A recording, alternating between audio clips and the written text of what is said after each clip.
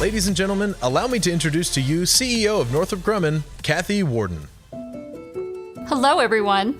My name is Kathy Warden, and as the CEO of Northrop Grumman, I lead a team of nearly 100,000 people from around the world. Most of them, myself included, started out just like you, with a curiosity about how things work and a determination to go figure it out. The leap you have taken from curiosity to competing in the VEX Robotics World Championship is something to be proud of, and the creativity you displayed during this competition is truly inspiring. Congratulations to our winners and to every team that made it to this year's finals for your hard work, determination, and courage. Northrop Grumman is so proud to partner with the Robotics Education and Competition Foundation to bring VEX robotics programming to students like you. It's so important for us to support these types of exciting learning opportunities and be a spark on your path toward a career in science, technology, engineering, and math. I encourage each of you to continue taking advantage of every opportunity to explore the exciting world of STEM for entertainment, for fueling your curiosity, and for your future career. This world needs bright, inquisitive minds like yours, and there's no job more satisfying than helping to make the world a better and safer place. While we'd love to have each of you join our Northrop Grumman team in the future, the skills and experience you gained by participating this year in VEX will serve you well, whatever your path may be.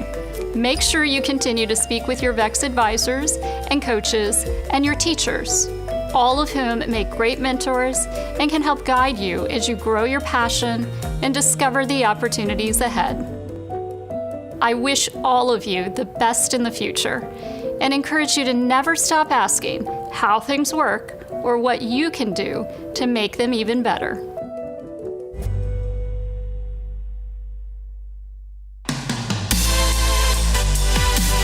Introducing your chairman of the Game Design Committee, Grant Cox. Here we are. It's the beginning of the end.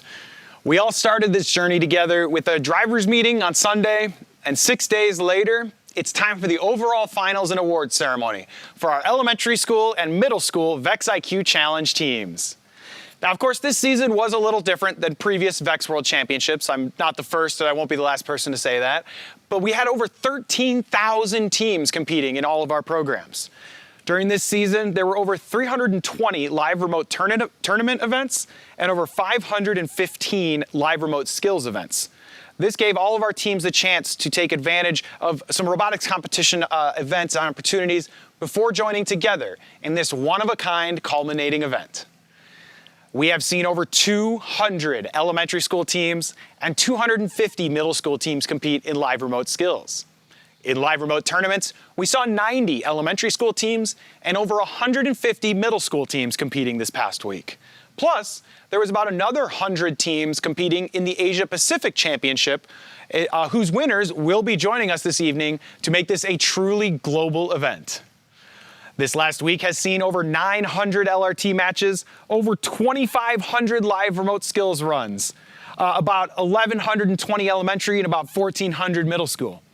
The highest live remote tournament score we have seen was, you guessed it, a perfect 306, which was achieved by 21 different teams in the LRT divisions. We're going to definitely be talking about that more later on tonight. We also saw countless perfect high scores from teams who competed in the live remote skills division. There were countless perfect high scores in the driver portion of live remote skills, and so it came down to the programming skills challenge with a high score of 549, Team 10700V from Tarzana, California.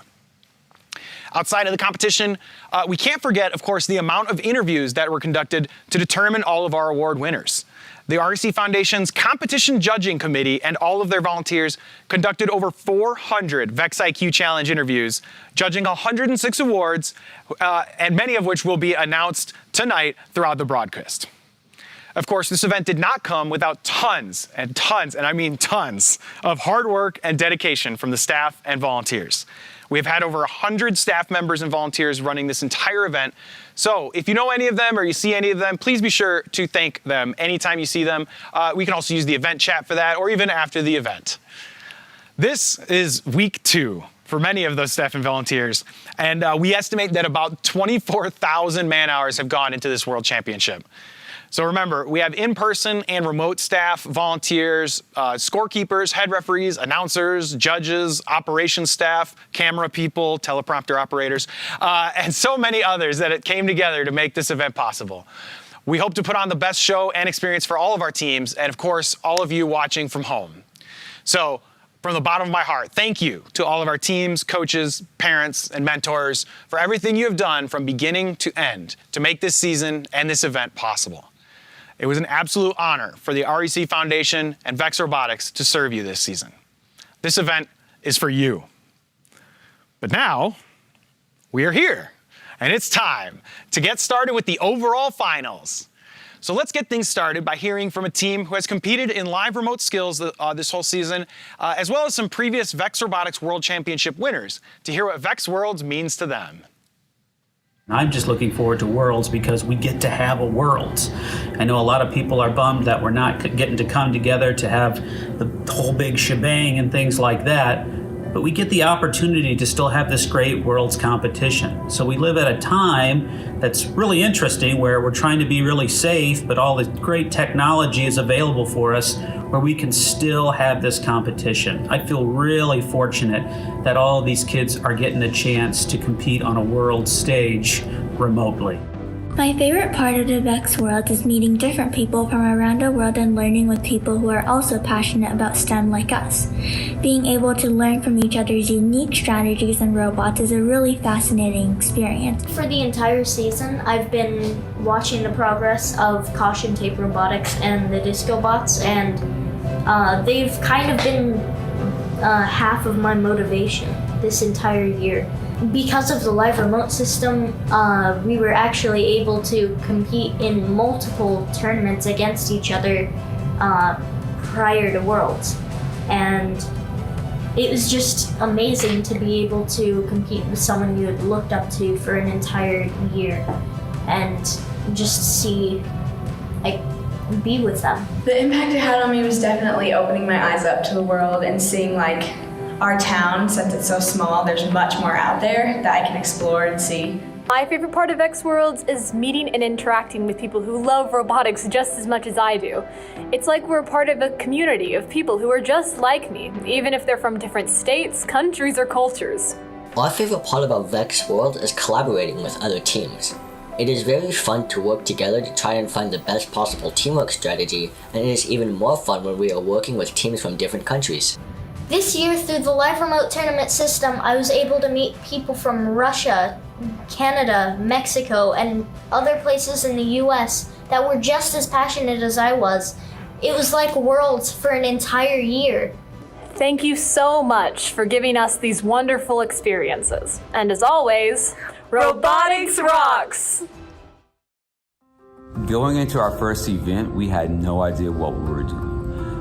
Fortunately, our students took matters into their own hands. They reached out to students on other teams, and they began collaborating with those students, and they determined what they needed to do in order to succeed. The amazing thing is they continue this collaboration in other events after our first event as well.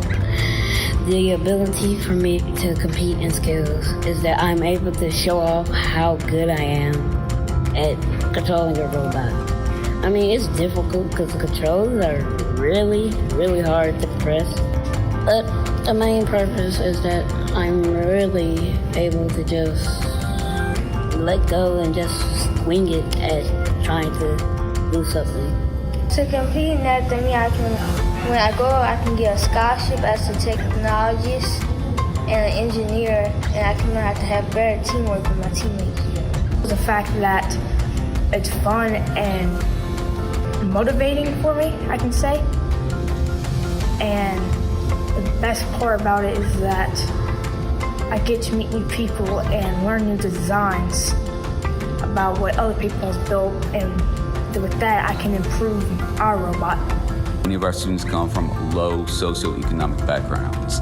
being able to watch them compete with students on an equal playing field was phenomenal. Some of our students, they have special services like special education, and they were able to compete and do well with students from all across the state. It was phenomenal to see and quite a rewarding experience. Many of our students had no idea what they want to be when they grow up. Now, many of us planning to go into engineering and other STEM fields. It has been great to watch our students grow and flourish throughout this year. And so these competitions were a blessing for myself as well as my students.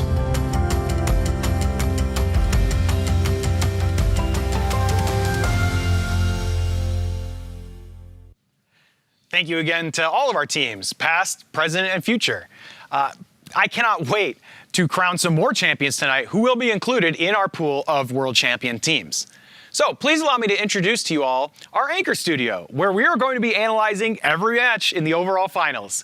Stephanie Howdigy and Tyler McCrary will be joining me this evening to talk about the strategies, review matches, discuss scores, give out some awards, and of course, we will end this ceremony with the well-awaited, long-anticipated, often imitated, but never replicated game unveil for the 21-22 season.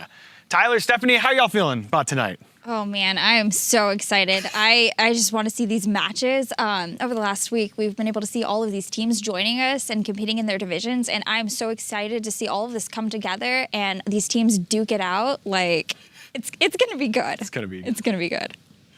I mean, I am stoked. This week flew by, and now we're sitting here prepared to crown some world champions and finish out the 2020-2021 season. Our teams are joining us for overall finals, and they've been playing for 3 full days, and now they're here. So let's take a look at our teams and how they did to get to the overall finals. So let's get started with our division champions from the Elementary School Science Division A, where we are joined by Team 1140X from Ontario, Canada, and 1713A from Taiwan, Chinese Taipei. Team 1140X has been competing for 4 years and has been to Worlds 3 times. We're so excited to have them back here for another chance at becoming world champions. They wrapped up their division with an average score of 227. They were paired with Team 1713A, who has only actually been a team for 2 years and have already made it to the big stage for overall finals. They wrapped up their division with an average score of 177 points. Next up, our Elementary School Science Division B winners, Team 1116M from Houston, Texas, and 94537X from Gainesville, Florida. These teams fought their way to the top when they tied in their divisional finals. When they played their tiebreaker match, they were able to keep it cool under pressure and come out on top. Team 1116M finished their teamwork matches with an average score of 192, while their partner 94537Y was just behind them with an average score of 190. They have both been involved in VEX Robotics for 2 years, and this is both of their first time at VEX Worlds. We cannot forget our Elementary School Technology A Division champions. That's Team 25757A from Herndon, Virginia, and 18799B from New Palestine, Indiana. They overcame their division to get to the overall finals, and they had a really good set of matches. Team 25757A left their teamwork matches with an average of 212. This is their 3rd year competing and the 3rd time making it to VEX Worlds. Let's see if they can take home a world title. Their partner team, 18799B, finished their teamwork matches with an average score of 148, and they have also been competing for 3 years. I'm wondering if there's a special ingredient in these 3-year teams that might, culminate in some champions. Plus, we have our Elementary School Technology B Division champions, which were crowned after a tie for first place. Our winning team, 16688B from Portland, Oregon, and 2277A from St. Cloud, Minnesota. Team 16688B had an average score of 204 before going to their division finals, and they have been in robotics for 2 years. Their partner team, 2277A, is a first-year team, and they climbed their way out of their division teamwork matches with an average score of 180 before claiming their spot in the overall finals. I am so excited to also introduce 2 more teams that will be joining us for our overall finals. During the World Championship here, we had a whole additional championship taking place, the Asia Pacific Championship.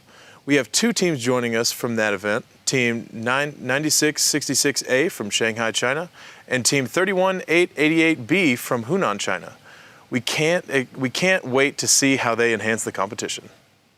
Now, let's see who will be joining us from the middle school divisions. We have our Science A division champions. That's 16868A from Ontario, Canada, and 1696Z from Gilbert, Arizona.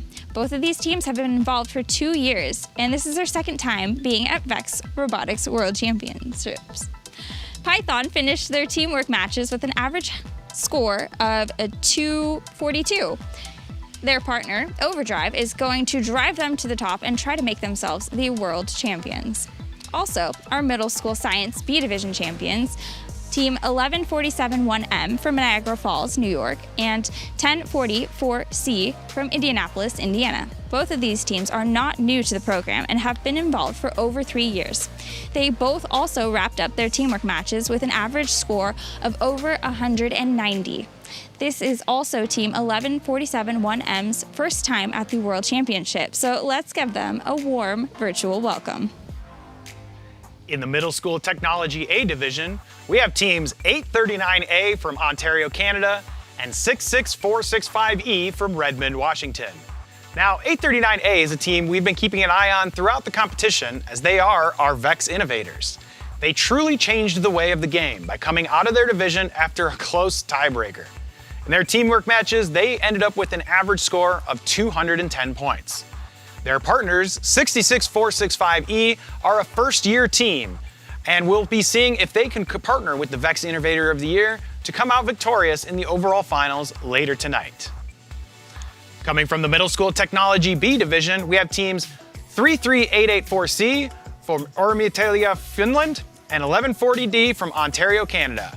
They both finished their teamwork matches with an average score of 150 and have been around for 4 years. In the middle school engineering A division, we saw Team 1140R from Ontario, Canada, and 33111C from Friendswood, Texas. Now we have another 1140 team coming out of the technology B division, so this will be an interesting matchup. They both left their division with an average score of 200 points and put up a good fight. Let's see what they can do here. And in the middle school engineering B division, we saw Team 11029E from Gainesville, Florida, and 10851B from Appleton, Wisconsin come out on top after a tough tiebreaker match in their division. They were the second seed going into the division playoffs and came out victorious. Now we have our middle school Math A division champions. That's Team 1686-8B from Ontario, Canada, and 1668-8C from North Bethany, Oregon. Our Ontario team had an average score of 296, which is insane. Their partner was not too far behind with an average score of 259. And of course, we have middle school Math B division champions. That's Team 1686-8C from Ontario, Canada, and 47C from Redmond, Washington. 1686-8C is a new face to the robotics community, but their partner, 47C, has been around for 4 years. They took their division by storm by scoring over 250 points in their divisions during the teamwork matches. While our teams were competing here in the LRT event, across the globe, the Asia Pacific Championship was taking place, and we are eager to include these teams in the overall finals. Team 67812B from Jiangsu, China, and 6225C from Shanxi, China. We can't wait to see how they bring an additional level to our competition here. With all of these teams competing for the coveted world champion title, I want to take a minute to explain how the process of these finals matches will work for the viewers at home. The road to the championship starts with these alliances that we just introduced. These teams have been ranked going into the finals based on their scores in the subdivision finals, with the Asia Pacific division playing first to create the score to beat. These matches will be played just like a standard VEX IQ Challenge finals matches series. So, after each finals match, the score will be shown to all teams, and the score to beat will be updated if needed. It's simple. Have the highest score after finals and become the world champion. Well, it was simple until we started having all sorts of ties because you guys are all way too good. So if there are ties for a high score, then a single finals tiebreaker match will be played by each tied team. This happened this happened actually a few times today in the middle school division finals. So middle school teams are very familiar with this, and elementary school teams, again, this is a standard process. In that tiebreaker match, the previous score that brought you to that tiebreaker match is wiped clean. Only score that matters is the score that comes out of that tiebreaker match. And that tiebreaker match will also involve match stop time, where teams can actually end the match early by placing their controllers on the ground. If teams still have the same score and the same stop time after that match, then all of the tied teams will be declared champions of the world. Before we get our matches started, I am honored to introduce our Design Award winners for the 2021 VEX Robotics World Championship. We couldn't have done this event without the support of many of our sponsors, Texas Instruments being one of them. Texas Instruments is a huge supporter of our girl-powered initiative and understands that innovation is important in our young generations and wants to help make a change. Let me introduce Harshal Shaya, Systems Engineer and Product Manager for Texas Instruments. Hi, I'm Harshal Chaya from Texas Instruments, and I'll be presenting the VEX Robotics Design Award. The Design Award is presented to the team that demonstrates the most organized and professional approach to the design process. This includes project management, time management, and team organization. The team's engineering notebook provides a clear and complete documentation of their robot design process and the evolution of their game strategy. The winning team also demonstrates effective communication and teamwork. Congratulations to the winner of this year's VEX Robotics Design Award. Ladies and gentlemen, your Design Award winners.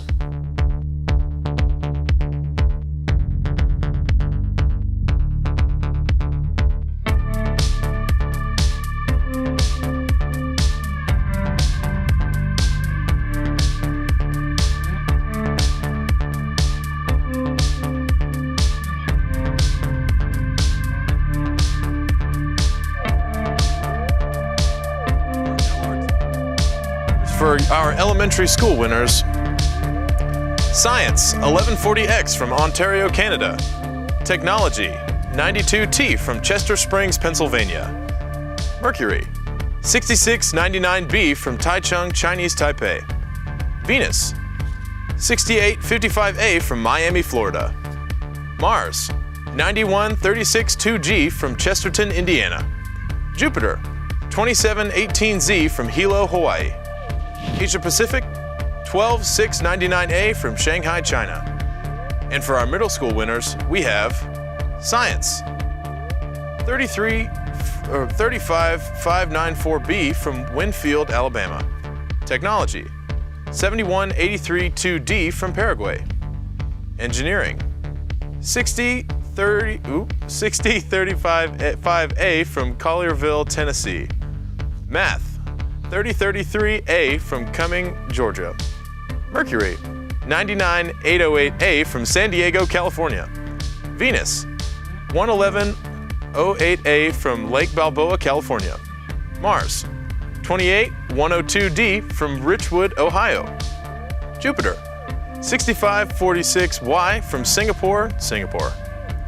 Saturn, 28102B from Richwood, Ohio.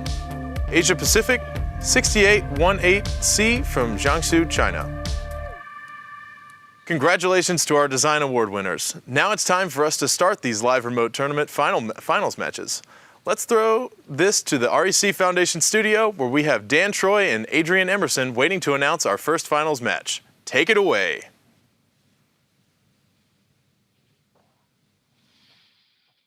All right, welcome to the elementary school finals of VEX IQ. We are ready to get started with our first match, the Asia Pacific Division Champions teams.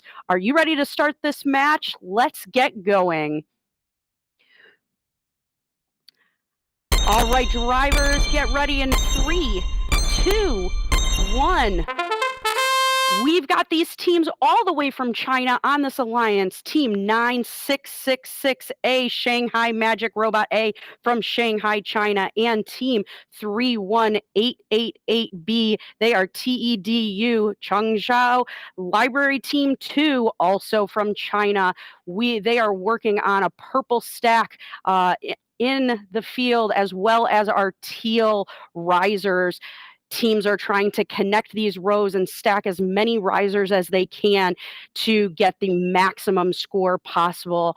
We've only got 23 seconds left in the match, and we are almost have a fully completed purple row in the back of the field.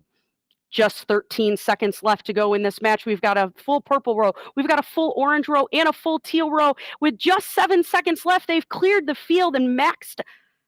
3, 2, 1. Great job, teams. We are going to send this back to the desk so that they can tell us what they saw in this first match of elementary finals. Elementary school. Elementary school, what are you doing? Elementary school, we were supposed to have perfect scores until like middle school kids. You guys showed up. Let's go. All right. Stephanie, I mean, what do you want to say about it? Like, well, obviously they had to get done in time for their bedtime. That's what it was. You know, they just hustled through it. They threw up those stacks, and I'm like, sure it's like 7 a.m. in Asia right now. You know what? Clocks are very hard. No, that was a phenomenal match. I mean, that's incredible. So those teams have been competing all week, to get here to the finals today, and it's actually the first time we've had a chance to see them. So phenomenal job there. I think we have the final score ready to show. And yep, ladies and gentlemen, that 306, that's going to be your score to beat for elementary school, which means it's no longer a score to beat, it's a score to tie. So again, as we said, all the elementary school divisions are now going to be watching for that 306. Oh, man. So with that being said, I think it is time to throw back to Emerson and the studio to get ready for our next match. We are getting ready for finals number 2 right now, guys. So we've just got a few minutes. So if you guys can, moments. All right, we're here with finals match 2. We are waiting for ready checks from our teams. In this finals match 2, we have team 16688B, the Circuit Breakers from Portland, Oregon, and we have team 2277A, Three Amigos from St. Cloud, Minnesota. We are ready to start this match. Drivers in 5, 4, 3, 2, 1. There is 1 minute on the clock, and immediately the Three Amigos reach out to try and get those teal risers while their partners, the Circuit Breakers, go after the purple risers. They are trying to stack these up in groups of 3 and connect these rows on the field to get that maximum point scores. There's only 40 seconds left in this match, and you can see these teams racing along the field trying to get that purple row all the way on the right side of the field. They've got a stack of 3 in both corners. They just need 1 stack of 3 in the middles to get those bonus points. Meanwhile, the Circuit Breakers now working on those orange risers in the center of the field and switching to teal. They've got their partners, Three Amigos, have 1 stack of 3 all ready to go, and the Circuit Breakers just adding 1 more. There's only 10 seconds left in this match to make any last second placements. 5, 4, 3, 2, 1. Great match, teams. We're going to head back to the desk. Oh, excuse me. Oh, man. Wow. Yeah. Okay. Okay. That was a very interesting match. That was a little bit more typical. The reason why we just kind of blew past after that first, because like, man, perfect score. What are you going to even talk about? You know, perfect strategy, perfect execution. This match, you saw something that was a little bit more interesting, I felt, because I think these teams knew that a perfect score was a little bit potentially of a reach for them. And so they went for a strategy that optimized their team's capabilities. You noticed the Circuit Breaker is doing 2 high stacks instead of 3 and whatnot.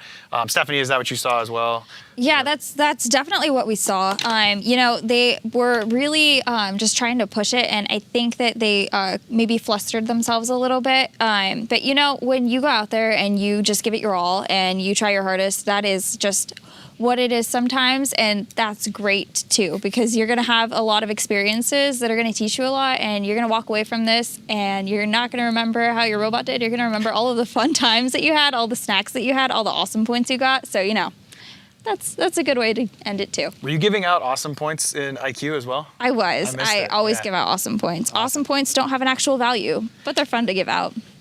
All right, so it looks like we do have the score in from that match. If we could take a look. Remember, the score to beat is a 306, and that alliance in the second match did get an 83. Of course, like we saw, there was kind of some fumbling. This IQ format of playing the one-by-one finals matches, it's all about execution under pressure, right? These alliances came out on top of their divisions. We talked about some of the high scores earlier, this team, this alliance, what did they get as their average in their finals match? It was a this is great. It was a 242, I think. Yeah. Yes. So they were a 242 in the score that beat their division, and they came in at 83 with the overall finals. I think this might be something that we're going to see happening more frequently as we go through, as these teams are dealing with the pressure. And I think that's what Stephanie's getting at. It's a incredible, experience to have that, under pressure moment. Mm-hmm. All right, with that in mind, before we go on to our next match, it's time to announce some additional award winners. So let's start by recognizing our live remote tournament Elementary School Innovate Award. The Innovate Award is presented to a team with the most effective and efficient design process. They are a top contender for the design award. Their engineering notebook is a clear, complete, and organized document of their design process. This team demonstrates effective management of time, talent, and materials. The students understand and explain how they developed their effective game strategy and robot design. They also can understand and explain the engineering design process.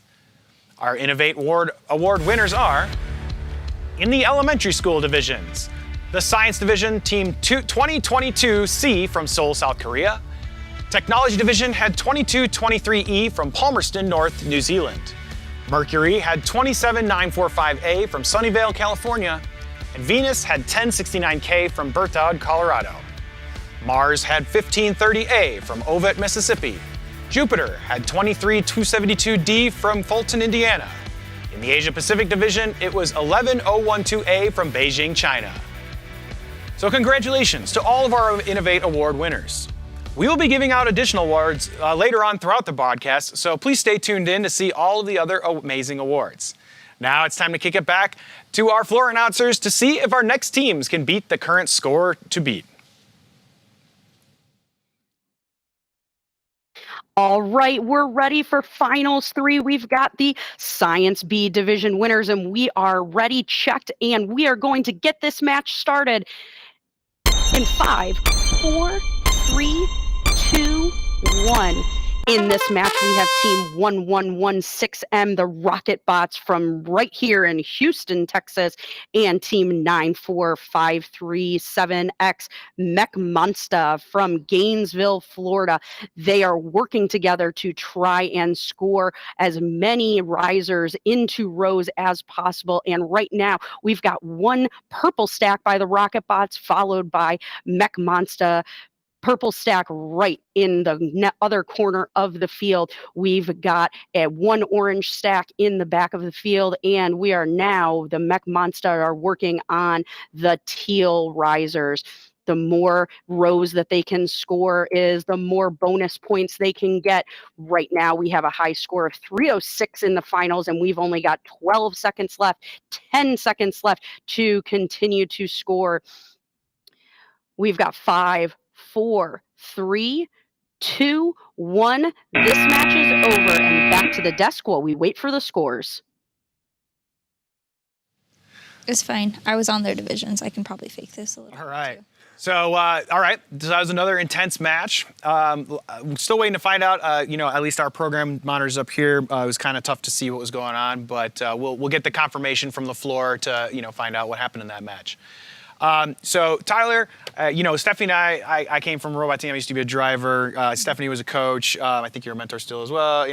But you didn't quite come from the robotics community, yourself. What do you think about when you see these IQ matches? Like, what's going through your mind as you're watching these matches? Well, as always, it's amazing to see these students giving it their all to get all these risers together. And one of the most impressive parts to me so far is how well they've communicated with their partners to put these stacks in the right spot. Like, what is that conversation like? That's a really good question, actually. So that's part of something that was a big part of the GDC's design process for the LRT game.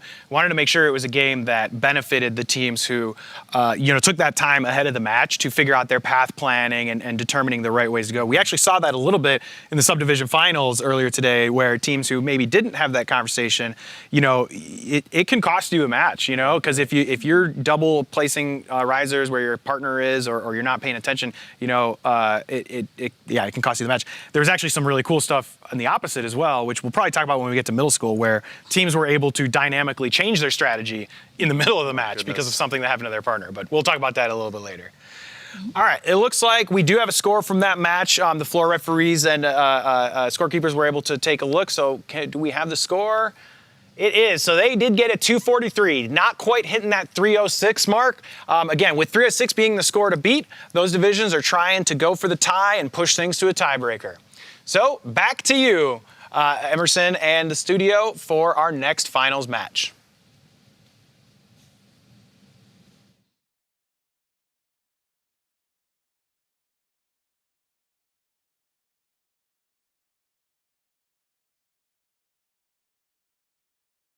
Introduce them team 25757A, the Savage Bots from Henderson, Virginia, and team 18799B, Short Circuits from New Palestine, Indiana.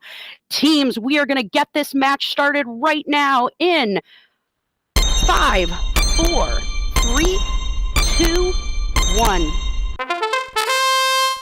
The Short Circuits are immediately going for that 2 stack of orange risers and putting one underneath it to make a 3 stack and putting that right in the goal closest to them, while their partners, the Savage Bot, pick up 3 purple risers and score them as well. Already moving on to the teal risers. We've already got 3 full stacks of risers on the field. This is going to be a great match. There's only 35 seconds left and teams are still scoring. We've got another 3 stack going up by the Savage Bots. They push 1 teal riser in and put a 3 stack of orange risers up in the corner. We have almost got a completed orange row. Savage Bots going for it with just 15 seconds left, and there we go, a completed orange row for this alliance. There's only 8 seconds left in this match. 5, 4, 3, 2, 1. All right, for final scores, let's head back over to the desk. Take it away, Grant.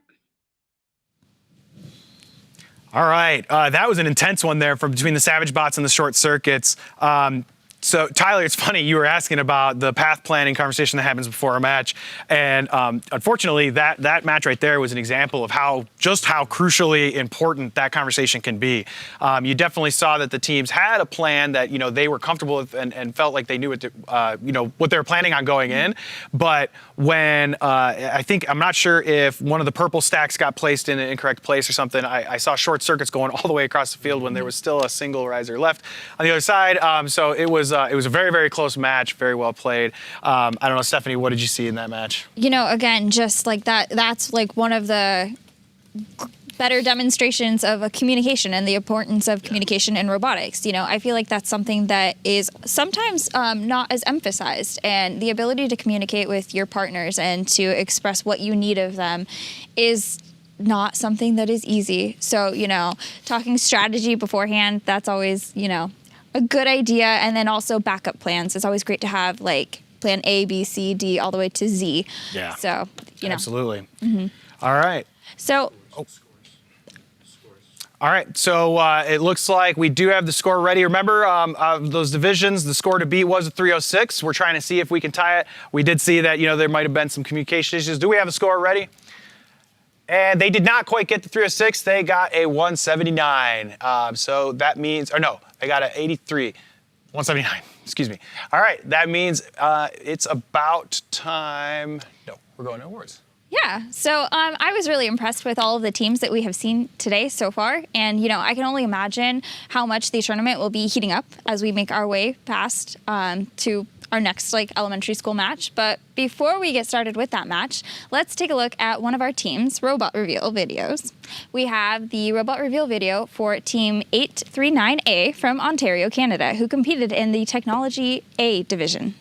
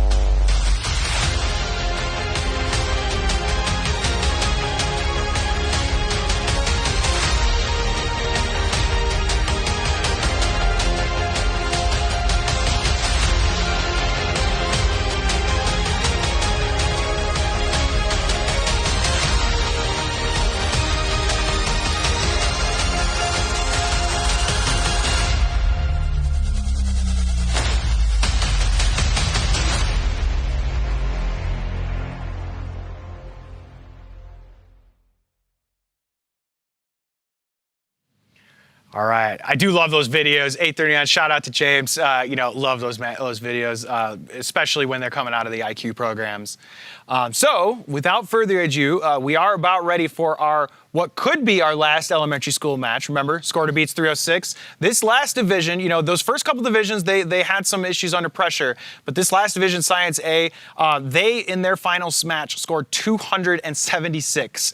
They had the highest average score of any teams. Their partner, the number 2 seed, actually had 3 qual matches over 200 points. I mean, this alliance is no joke. So over to you, Adrian. Let's take it away and see if we have a 306 or if this is gonna be our last match. All right, we've made it. It's finals 5 in our elementary division. Teams are ready. We're going to get this match started in 5, 4, 3, 2, 1. This alliance has a task ahead of them to tie our high score right now of 306. The teams that are up for that challenge are Team 1140X, the Disco Bots from Ontario, Canada, and their alliance partners 1713A, and they come to us all the way from Chinese Taipei. Already teams are clearing the field. We've got a 3-stack of teal risers, a 3-stack of purple risers, and a 3-stack of orange risers. Teams carefully placing all of these risers in the exact location that they need to get those bonus points for completed rows. We have got 2 stacks of orange risers just waiting on one more 3-stack from the Disco Bots, and there it is, a complete orange row. Meanwhile, we've got their alliance partner stacking up those final purple risers to complete that row, and there we go, teams. Great match. Let's head back to the desk to see what they saw. I think we saw what you saw. That looks like a 306 to me. So what was interesting to me, it was kind of funny. I was watching this match and I was reminded of kind of what I would be doing if I was a driver or a coach, I think, in this game. It's really funny. If you know that your alliance is capable of a 306, it really just comes down to knowing where you're at periodically through the match, right? So if anybody's familiar with like motorsports, Formula One, or even, speed running video games or whatnot, everybody has these like checkpoints in their mind. And so these teams, their checkpoints are probably, all right, we got this road done, or we got this stack done. And I think it was like 25 seconds left or so, I turned over. I was like, oh my God, I think they're on pace. They're on pace. So yeah, Tyler, as your second perfect score you've seen, what do you think? Oh man, it's so this was the perfect example of the communication. You can see it. When these teams have talked to each other beforehand, they have a plan, they're going in, and there's no faltering their vision. They're going straight for these risers, exactly where they need to be. And like you said, they know those checkpoints, and they're like, okay, we're on time, we're doing good. And it paid off. It was amazing. Yeah, so it looks like the official score is in. I just realized we were talking about it like it was official, but it was just what we thought. Can we take a look? Yes, so it was a 306, which means we do have a tie for 306, that first place score. So, as we mentioned earlier, what a tie means is that both of these alliances are going to get a chance to play one more match. That 306 is thrown out. Slate is wiped clean, blank sheet of paper. I don't know if that showed up. And so they're going to get a chance to go for it one more time. In this tiebreaker match, the score is not the only thing that matters. If they think they can end the match early, they've set their controllers on the ground, and then they will be competing not just on score, but on time as well. We didn't see this come into play in the elementary school division finals. Stop time did not. So I think it would be really, really cool. This would actually be the first time on the World Championship final stage if it did come into play in this next match. You mean when it comes into play? It is in play, right? So this will definitely be pretty interesting. I think it just comes down to execution. And what's actually crazy, I was hyping up that science division, but remember, they only scored a 276 in their division finals matches. That was actually better than they did in their division finals matches. No, that's definitely true. I don't think we were expecting to see like that type of that level of improvement, right? So. Hard work, dedication does a lot of things, and they had a little bit of time to practice their strategy. So I'm sure they were taking advantage of the practice rooms that we had running. So, maybe they'll be able to have a repeat. All right. Well, I'm stoked to find out. While these teams are getting set up, let's take a minute and take a look at a story from our celebration of diversity. It's actually a story about a team who's competing here today, Team 1973A from the Martinsville, Henry County chapter of NSBE. We have the Martinsville and Henry County NSBE Junior Group, and we have students from kindergarten all the way through 12th grade. And we do a lot of programming in Martinsville. We partner with Virginia Tech, North Carolina A&T State University, and we have New College Institute, Patrick Henry Community College, and the Institute for Advanced Learning and Research in Danville, Virginia. We started in 1999, and in 2000, we were doing robotics with Virginia Tech. And so we've been there for quite a long time, but VEX is fairly new to us. What are some of the biggest impacts that the VEX IQ Challenge or any robotics programs have had on the students involved? Learning to be a team. Learning to be a team because sometimes they've been so used to being individualized, working to themselves, by themselves. But they had to learn to have a plan in their mind and to prepare. They did well because they received 2 awards. They received the Design Award and the Excellence Award. And boy, we were excited because this was Martinsville, Henry County NSBE Junior Chapter's very first time being invited into the world competition. So we were all excited. We were so excited. It affords us opportunities. And it also let our children know that we're not the only ones that believe in them. With REC and other corporations and foundations, when we're invited to things and when we're able to be to partake of something that is being offered, it lets them know as well that not just their parents, not just the community, but other people have faith in them. And they see potential because they are trying to draw it out of them like we parents and educators and Miss Howell is trying to do, because we see it. And a lot of times they don't see the potential they have. And so we try to draw it out, and with mainly REC right now, because we're going to the World Championship competition. You all have afforded them so much to allow them to see what they really have in them. And it can come out, it can be pulled out of them. And it's just exciting. I'm so excited about it. And it's like I'm the one that's in the competition. But that's how it makes me feel, because these kids are just awesome. And a lot of times, all they need is someone to believe in them and to give them a chance. And that's what REC Foundation has given. You all have given us a chance, and we're going to take advantage of it.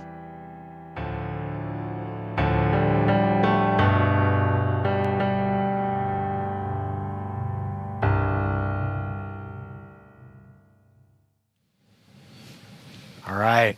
Well, like I said earlier, we are in that tiebreaker scenario. So we are going to be having the Asia Pacific champions playing their their tiebreaker match, and then the Science A division will be playing their tiebreaker match. That 306 is wiped out, and so it's just all about consistency. It's all about execution. It's not even consistency. It's one shot. Yeah. So it's all about execution, execution under pressure. So without further ado, let's take it away, Emerson. Show me what you got. Here we are. It's the first match of this tiebreaker. Drivers, let's get ready to go. We're going to start this match in 5, 4, 3, 2, 1. We have already seen this alliance put up that 306 score, and now they are trying to do it again. We've already got a 3 stack of teal risers and a 3 stack of orange risers, but oh no, it topples over. Can they recover? They've got 45 seconds left in this match. We've got another stack of purple risers by the Shanghai Magic Robot A going up in the corner, and then they go for a stack of 2 orange risers and put it on top of the one on the other side of the field to make a 3 stack. And just like that, we've got a completed row of teal risers. That's some big bonus points, but now we've got to put back together that stack of orange in the center of the field. There's only 15 seconds left. We're going for a completed purple row in the back of the field with just 10 seconds left to go. And we've got 5 seconds left. 4, 3, 2, 1. What a match by this first tiebreaker. That was incredible. Let's head back to the desk to see what the results of this match are.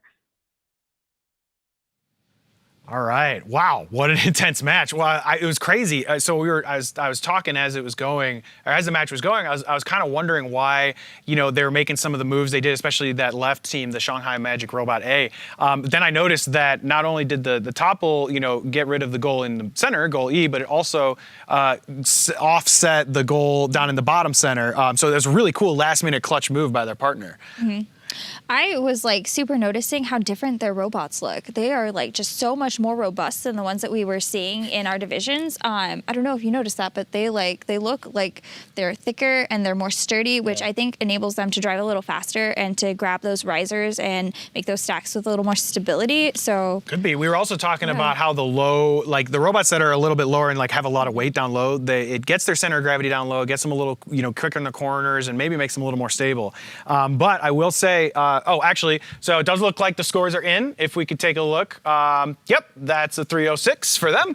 But it's not a clinch. It's not a victory clinch, because that 306, you could tell they were probably going for a stop time. Yeah. I think that's why we saw some of that bobble early on, because I think they were trying to push a little bit and faster. Yeah. Yeah. So there was something interesting. I was talking to Paul Copioli, who's one of the division MCs earlier today. He's got a long resume. MMA, but he's a division MC. You know, he was talking about how, because his kids competed in IQ and whatnot, and when they get under that pressure, there's actually like a mental game that happens because the brain actually thinks like, yep, I've already scored it, we're ready to go to the next thing, and like the robot might not be caught up yet. Yeah. And so that's why it's just all about execution and drilling that into your muscle memory, right? Yeah, you know, practice makes perfect, and that is definitely something that we see, like the teams that are able to practice more, they have that muscle memory just like ingrained into their system, and they're able to intuitively try to get those stacks built up a lot quicker. Yeah. All right. It looks like we are just about ready. Yep, looks like we are ready. So take it away, Emerson.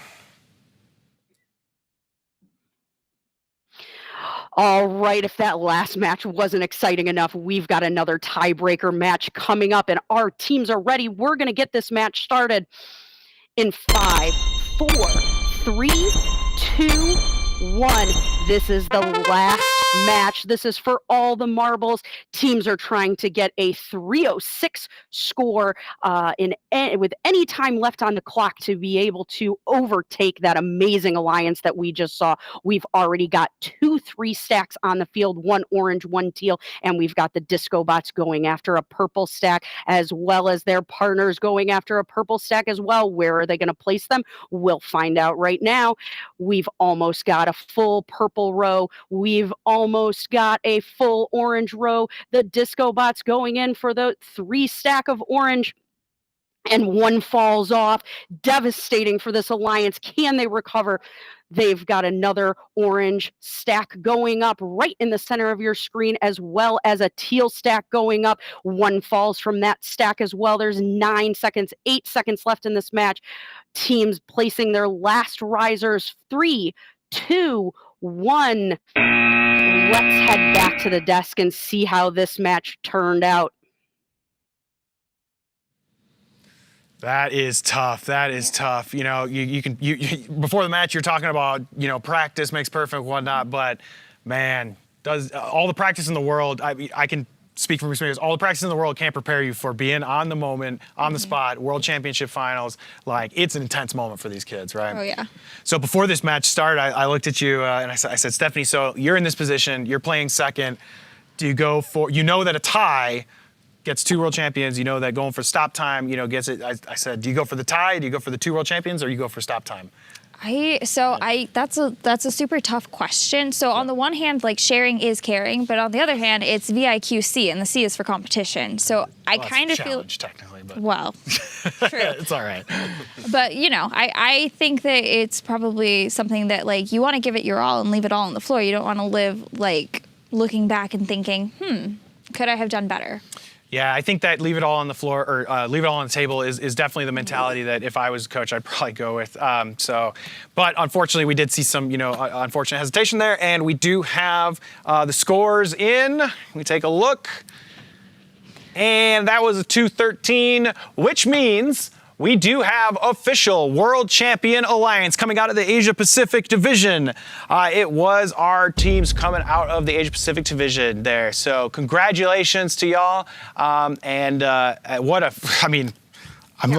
like sweating like that. What an incredible set of finals there. 9666A and 31888B. So we saw a total of 330 teamwork matches in the divisions for our elementary school teams, and it all came down here to a tiebreaker match, a perfect score, 2 perfect scores actually, just absolutely crazy. Our elementary teams absolutely knew how to rise above and continue to change the game. So congratulations to our newest world champions coming out of the Asia Pacific Championship. Our teams truly deserve this wonderful award, and we really are impressed with the hard work and dedication that you all have put in. Congratulations to our elementary teams. We're only at the beginning of crowning more world champions. Right now we have 2 world champions, but let's add some more teams to that list. As our middle school teams are getting ready for their finals matches, we're going to give out some awards. During the 2021 VEX Robotics World Championship, we had teams competing in live remote tournaments, plus live remote skills. Before we crown more champions in live remote tournaments, let's crown some of our winners from the skills divisions. So in each skills division, we gave out the design, innovate, think, amaze, build, create, judges, inspire, Energy, and Sportsmanship awards. Each award has specific criteria which the judges use to determine the team that was most deserving of these awards. We are excited to be able to give out more than 100 judged awards over the course of the VEX IQ Challenge Finals and Award Ceremony this evening. So let's go. Let's get started with our live remote skills elementary school Mercury Division winners. They are 6699B from Taichung, Chinese Taipei, Innovate 2794 5A from Sunnyvale, California, Think 6699V from Taichung, Chinese Taipei, Amaze 90500E from Ontario, Canada, Build 6693 6A from Claremont, California, Create 1187 6C from Indianapolis, Indiana, Judges 1014 2A from Honolulu, Hawaii, Inspire 65 6A from Smamish, Washington, Energy 22 4G from Dallas, Texas, Sportsmanship 1012X from British Columbia, Canada. And in the Mercury Division, the Robot Skills champion was Team 988A from Chatswood, Australia, with a combined score of 348 points. Let's take a look to see how they were able to name themselves the champions. As these runs get started, we're watching their programming skills run. They're going after 2 teal risers and trying to score them in the C goal. They do it wonderfully. Remember, in remote skills, you can bring your robot back to its home, and they're gonna go after another set of teal risers with a little pushy into that F goal. Back over at their driving skills run, what a move, kicking back into the orange riser as they back up from scoring the 3 sets of teal. They are really moving now. They have a 3 stack of orange in their H goal, going right over to purple and scoring quickly in the G goal to get the purple risers. Just a small swing and a miss there. We're in the final few moments of their driving skills run. Can they get that last completed row? It's gonna be close. This was actually their second highest run. Their highest run of the week was 208 points in the driving skills run. All right, those were your elementary school Robot Skills World Champion. Again, Team 988A from down under in Chatswood, Australia. Amazing work, congratulations. The skills is one of my personal favorite competitions here, and it's always super impressive to me how these teams continue to beat each other's records, beat their own records, and come out on top. Now let's take a look at our live remote skills elementary school Mars Division. And our winners are Design 91362G from Chesterton, Indiana. Innovate 1530A from Ovette, Mississippi. Think 55580C from Bangkok, Thailand. Amaze 11850E from Longmont, Colorado.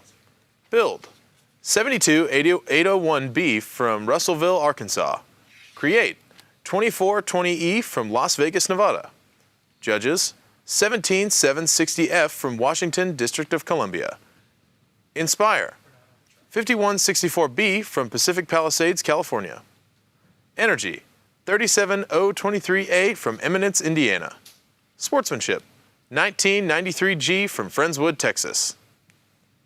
And of course, we cannot forget our Mars Robot Skills champion team, 55580C from Bangkok, Thailand, with a combined score of 173. Let's see their run. Their programming skills run starts off with a side swipe of a purple riser into the A goal as they side swipe another purple riser into the D goal, and let me guess, another side swipe of a purple riser, completing that row, giving them 3 completed row points.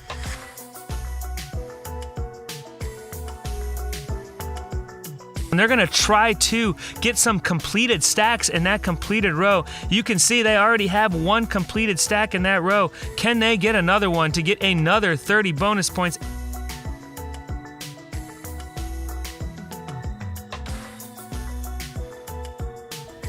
Back at Team Dogbot's driver run, they are completing that purple row with 2 completed stacks and backing in, completing the orange row, seeing if they can get a perfect row for the purple risers. and they do it, and backing up into the orange row to make sure they get that completed row as well.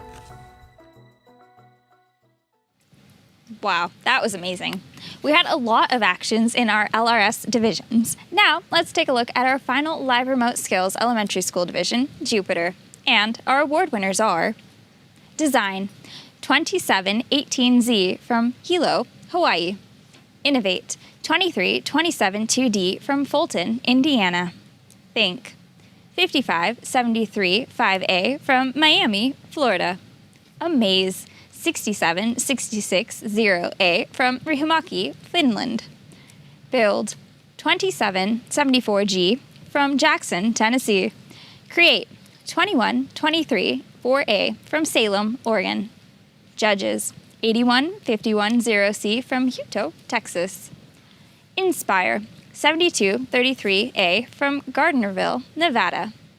Energy, 34107E from Huntington, West Virginia. Sportsmanship, 3725A from Garland, Texas. You're next. And of course, we can't forget our Jupiter Robot Skills champion, Team 3723B from Seoul, South Korea, with a combined score of 244. So let's see how they did. SFS Academy getting started with this run by scoring 3 purple risers in the A goal, grabbing their robot, bringing it back to the starting position, trying to go for that completed row with as many completed stacks as they can in the purple row. Over now looking at their driving skills run. Looks like SFS Academy is going after a completed purple row first and then moving on to the other rows. We'll see where they go next. And continuing on with their driver skills run, they have bypassed the orange risers and trying to score a completed row, a perfect completed row in the teal risers, going after the I goal first, then the F goal, trying to get another 3 stack of teal. They're going to complete this run trying to get a 3 stack of teal risers into the C goal. Can they do it? And they do, and he celebrates doing the happy dance. I love the happy dance.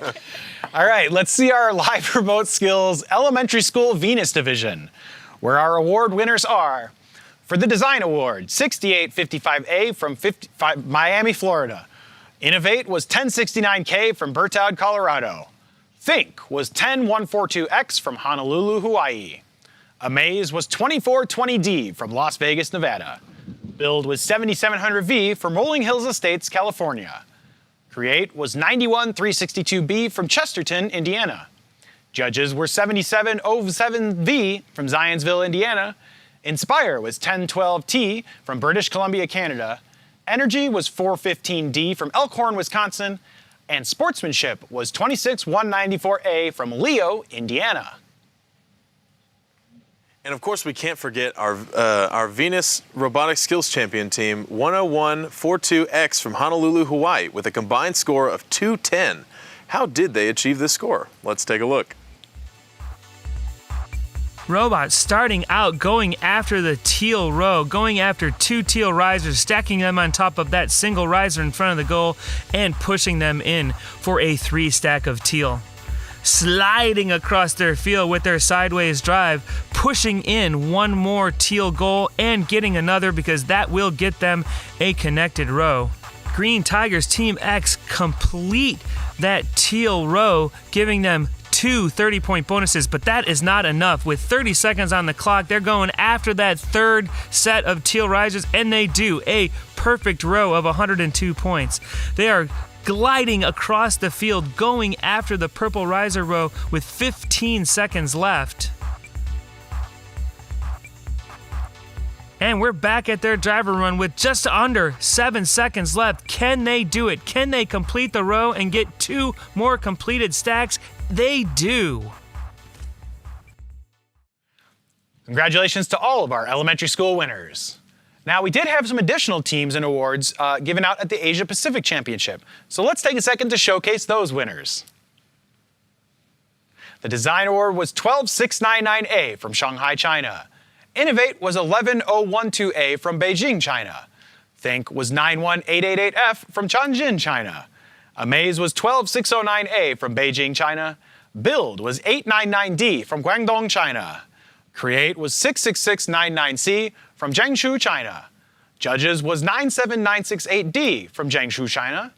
Inspire was 66680C from Jiangsu, China. The Energy was 1033B from Chongqing, China. Sportsmanship was 18370A from Jiangsu, China. Robot Skills Champion was 91888F from Tianjin, China. And we can't forget about our middle school divisions. In live remote skills, we had a total of 5 divisions: Mercury, Venus, Mars, Jupiter, and Saturn, in which all of our teams were divided into... Stephanie, can you get us started with middle school Mercury division? Yeah, of course. So our Mercury division winners in the middle schools are Design 9988A from San Diego, California. Innovate 435B from Louisville, Kentucky. Think 16868A from Ontario, Canada. Amaze 10700V from Tarzana, California. Build 4270B from Honolulu, Hawaii. Create 647X from Ontario, Canada. Judges 1012C from British Columbia, Canada. Inspire 2929A from Miami, Florida. Energy 47R from Redmond, Washington. Sportsmanship 32881A from Minilupa, Philippines. And of course, our Mercury Skills Champion, which was Team 10700V from Tarzana, California, with that combined score I mentioned earlier of 549 points, which we need to see. Let's take a look at it. And they're off to the races in driver, making quick work of the purple 3-stack in the A goal, moving over and trying to get another stack of purple risers. They do it. 2 quick scores, and they're gonna have 3 before 20 seconds is up. Let's go take a look at their programming run. And we are moving over to programming skills, where they are making quick work. They have already completed a row with 2 completed risers for purple. They are making fast work of the orange row, completing that row. We are back for the last 20 seconds of driver. Looking here, making quick work of the orange risers. Looks like they're gonna have another set of teal risers. They're gonna complete this teal riser row with plenty of time to spare. They need to get that last set of orange on there with 4 seconds left. They're so close, and they finally get that last. That is a perfect run of 306. Now that is how you do robot skills. Wow. That means they are our world champion, Team 10700V from Tarzana, California. Absolutely amazing work, and congratulations on becoming the robot skills world champion in the middle school division. Let's take a look at how the middle school Venus division shaped up. Your Mars Award winners are Design 11108A from Lake Balboa, California. Innovate 13952A from Lake Village, Arkansas. Think 359A from Wailea, Hawaii. Amaze 2014R from Redwood City, California. Build 1074C from Hula, Hawaii. Create 10957B from Avondale, Arizona. Judges 13952D from Lake Village, Arkansas. Inspire 37S from Bloomfield Hills, Michigan. Energy 1993M from Friendswood, Texas. Sportsmanship 5674B from Coral Springs, Florida. And of course, we cannot forget our Venus Skills Robot Champion team. That's 22250C from Anaheim Hills, California, with a combined score of 319. The Misfits programming skills run going right after the purple risers in the A goal. Nice job there. They are moving on to the next purple riser in the D goal. Nice and easy shove in there. Going for a completed row with another completed stack with 40 seconds left in this programming skills match. They have a completed row with 2 completed stacks. They are jumping on over to do the teal side of the robot. Let's go look at their driving skills. Here we go with their driving skills. Going right after the purple risers, scoring quickly a stack of 3 purple risers in the A goal. And coming back to driver skill with 10 seconds left, can they complete the purple row? They do. Can they get a perfect? Oh, just so close. And at the last second, scoring that orange goal. Now let's take a look at our Middle School Mars Division Award winners.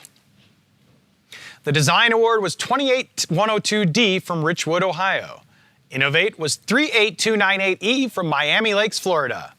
Think was 99900J from Ontario, Canada.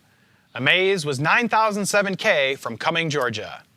Build was 7704E from Zionsville, Indiana. Create was 2420C from Las Vegas, Nevada. Judges was 45964Z from San Jose, California. Inspire was 1050C from Neenah, Wisconsin. Energy was 50674D from Coral Springs, Florida. And the Sportsmanship Award was 26102A from Richwood, Ohio. And there's no way we could forget about our Mars Robotics Skills Champion team, 99900J from Ontario, Canada, with a combined score of 548. Let's see how they did it. They first off score a teal and orange riser quickly, using their wings to help push goals to save fractions of a second. You can see using those wings strategically to push risers into goals while they're scoring other. They're quickly going to make a completed teal row. Again, their driving and programming skills run is exactly the same. That is not double vision on your screen. They are scoring orange risers now, trying to complete that row. They have a set of 3 orange risers in the E goal, in the H goal. Now they're moving to purple. They're getting the purple risers, 3 stacker in the G goal. They are moving to the D goal, trying to go ahead and get a 3 stack there. They're running out of time, but man, is it close. We know what happens. They're gonna score that final set of purple risers as time expires. Next, we have our Middle School Jupiter Division winners. Your award winners are Design 6546Y from Singapore, Singapore. Innovate 6595OA from Bayside, New York. Think 55580B from Bangkok, Thailand.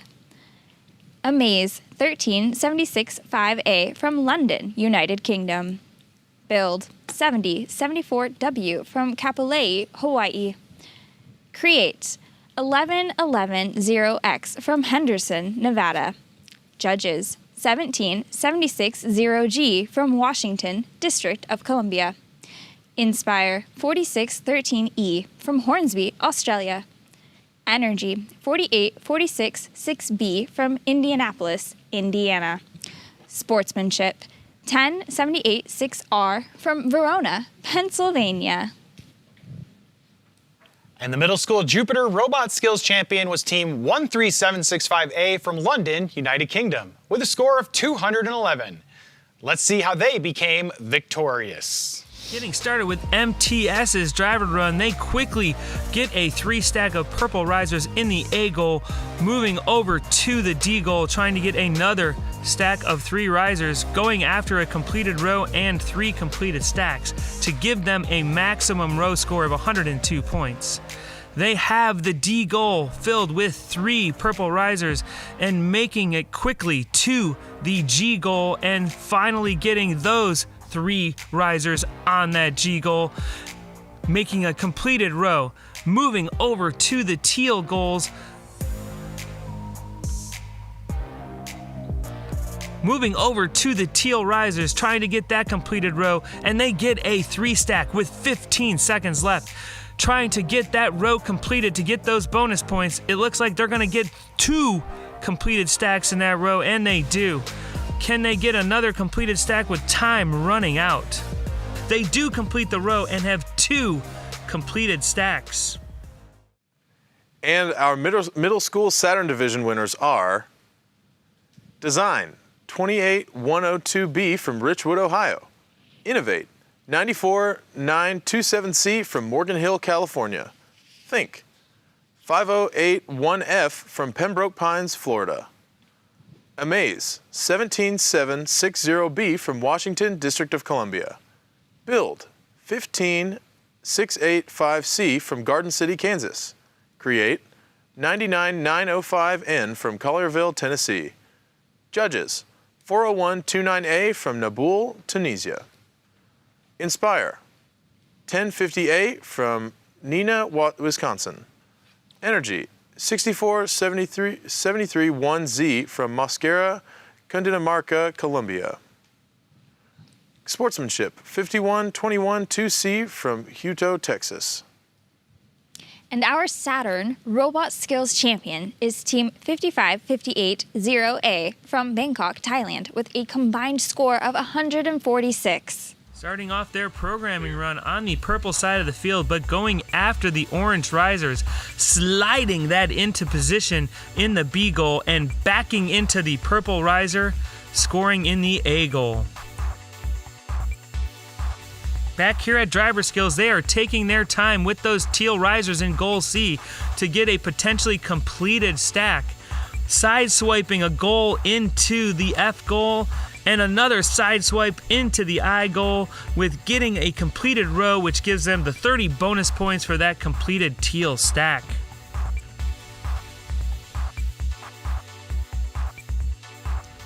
But that's not enough for them. They're going to go ahead and get another completed stack in the teal row. It's the last 10 seconds of programming skills. They are trying to get a completed riser to get 30 bonus points. They have 5 seconds left. Can they get a completed riser? It looks like they do. Congratulations to all of our middle school winners. Now, we did have some additional teams and awards given out at the Asia Pacific Championship, so let's take a chance to showcase those winners. The Design Award was 6818C from Jiangsu, China. Innovate was 6225C from Shaanxi, China. Think was 8848B from Jilin, China. Amaze was 91122A from Guangdong, China. Build was 91888M from Jiangxin, China. Create was 18186A from Guangdong, China. Judges was 30156B from Guangdong, China. Inspire was 94915C from Hubei, China. Energy 86512A from Jiangsu, China. Sportsmanship was 8666A from Shanghai, China. And the Robot Skills Champion was 91888M from Jianjin, China. So congratulations to all of our elementary and middle school teams for competing in the World Championship, and a huge, huge shout out to our 100+ award winners. You all did amazing, and really we can't wait to find out who our live remote tournament winners are going to be. And of course, we will be announcing our Excellence Award winners later, the most prestigious award in the VEX Robotics competition, later on in the segment, so please stay tuned. But now, it's time to see how the middle school live remote tournament teams will do. Andy and Adrian, take it away. Here we are at the Asia Pacific Division, our first finals match of the 2021 live remote VEX Robotics World Championship. It is time to shine for our middle school teams in VEX IQ Challenge.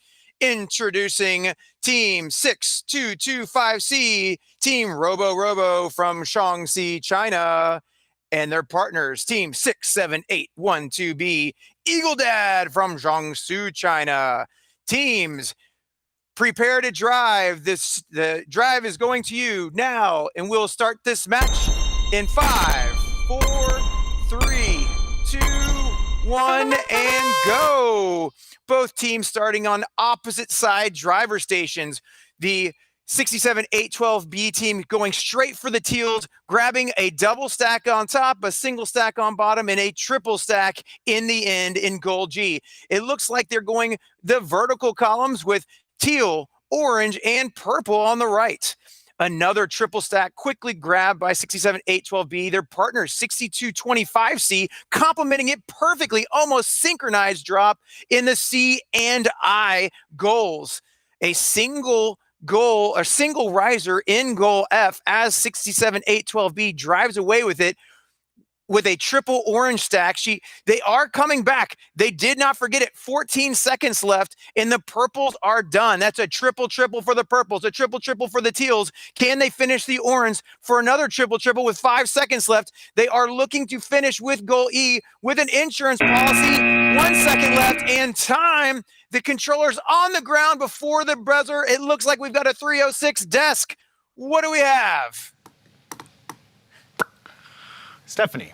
A 306. What is 158 times 2? I hope that's 306. I did that in my head. Yep, there it is. One down, 306. So we saw already coming out of the subdivision finals earlier today in middle school, we had 5 divisions get 306s, even in their subdivision finals. So I think this is going to be something that is going to really come into play. It's all about consistency. It's all about execution. They executed. I thought that it was really smart how they actually attacked that match. So if you noticed, they just made sure that they were completing their rows by putting at least one riser and then going back and capping it, which I think is a good insurance policy to make sure that if something goes wrong, you at least have the rows connected. Yeah, that's a strategy that not all teams do because it's maybe not what they've drilled. They kind of optimize for the highest performance. It does leave you a little bit vulnerable for stop time, I think. Yes. But it's smart play by them because stop time doesn't come into play until the tiebreakers. Exactly. So, like, I actually totally agree. I actually missed that. That was a really good catch. Yeah. Tyler, what'd you think?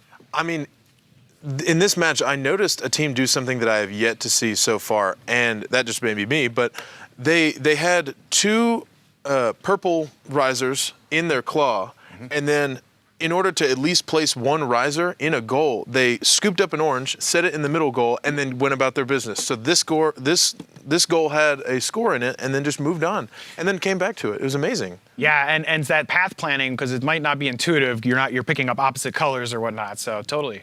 All right, so we've got the official score. Was it a perfect? It was. It was a perfect. So that's your first 306. So yeah, it says score to beat, but it's really score to tie. We're going to be looking for those 306s. It looks like, are we about ready for the next match?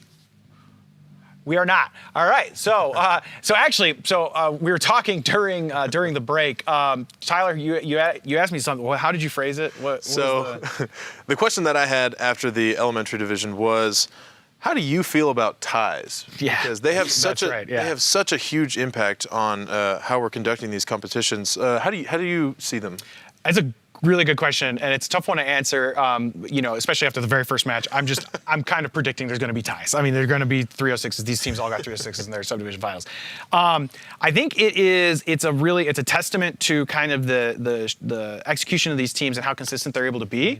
I don't always love ties if the game isn't designed to handle it, which is actually why we started adding stop time, right? There was a case in a game a couple years ago where we had a potential tie in the World Championship Finals, and we were sitting on Freedom Hall floor looking at each other going like, game manual doesn't really have an account for this. And so we spent a lot of time trying to think about how to handle ties in IQ. And this stop time thing it's used in sports. I talked about it earlier. It's used in sports, it's used in a relay race, everything is time-based. And it's a scenario where the better you get, the harder it gets, right? And that is a scenario that is not very common in robotics competitions. Usually the better you get, the easier it gets, right? So these teams are at the top of their game, best of the best in the competition. And so, speaking of the best in the competition, it looks like we're about ready. Adrian and Andy, why don't you take it away with our next finals match? We're back at the middle school VEX IQ Challenge Division with our good friends from around the world. Let me first introduce you in this finals match number 2, Team 33-884C, the Robo Racers from Finland. And just across the pond, we have our very own team from Brampton, Ontario, Canada. It's Team 1140D, Disco Bots Canada. We've sent the ready check, so drivers pick up those sticks. We're ready to go in 5, 4, 3, 2, 1, and they are off to the risers, both going straight for the teal risers.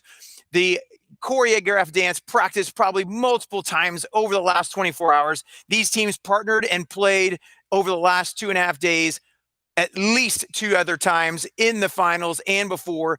The 2 teal riser sets already tripled up in A and D. Disco Bots Canada now going after the purples. It's going to be a teal, orange, purple run with orange in the middle. And sure enough, that's goal H with a triple stack by the Disco Bots Canada. Robo Risers, they're going to finish up the middle while they go and grab that second one. They've got it set up for a double stack, and they were able to grab it in their end effector, swing around, do a 90, and drop it on top just like that. The teals are not complete with 9 seconds left. They're going to have to drop it into goal G and finish the purples 5, 4, 3, 2, 1. That is match. Controllers are down. A wonderful international match. Please, Desk, what are we seeing from these teams? We are seeing clean execution, clean driving. I mean, that was a solid match for these teams. Love the Finland-Canadian match. So these Alliance got a 242 in their finals match score, which was, I mean, that's a really impressive score. There's a couple plateaus in this game. 242 is about as good as you can get. So I don't know, Stephanie, what did you see? Do you think it was 242? Or, I mean, what? It was a Not very. to put you on the spot. No, it was a good match. They were out there. They were moving as quickly as they could. So that was super impressive. I think our scores are final, though. It does look like the scores are final. So what do we got? We got a 177. Okay. So not quite a perfect for that Alliance. But again, love to see the international flair. Again, it's really hard to convey, especially over a live remote setting, just the pressure that these teams are under and how difficult it is to execute. I guess we got a little ahead of ourselves getting all excited about ties and 306s and whatnot.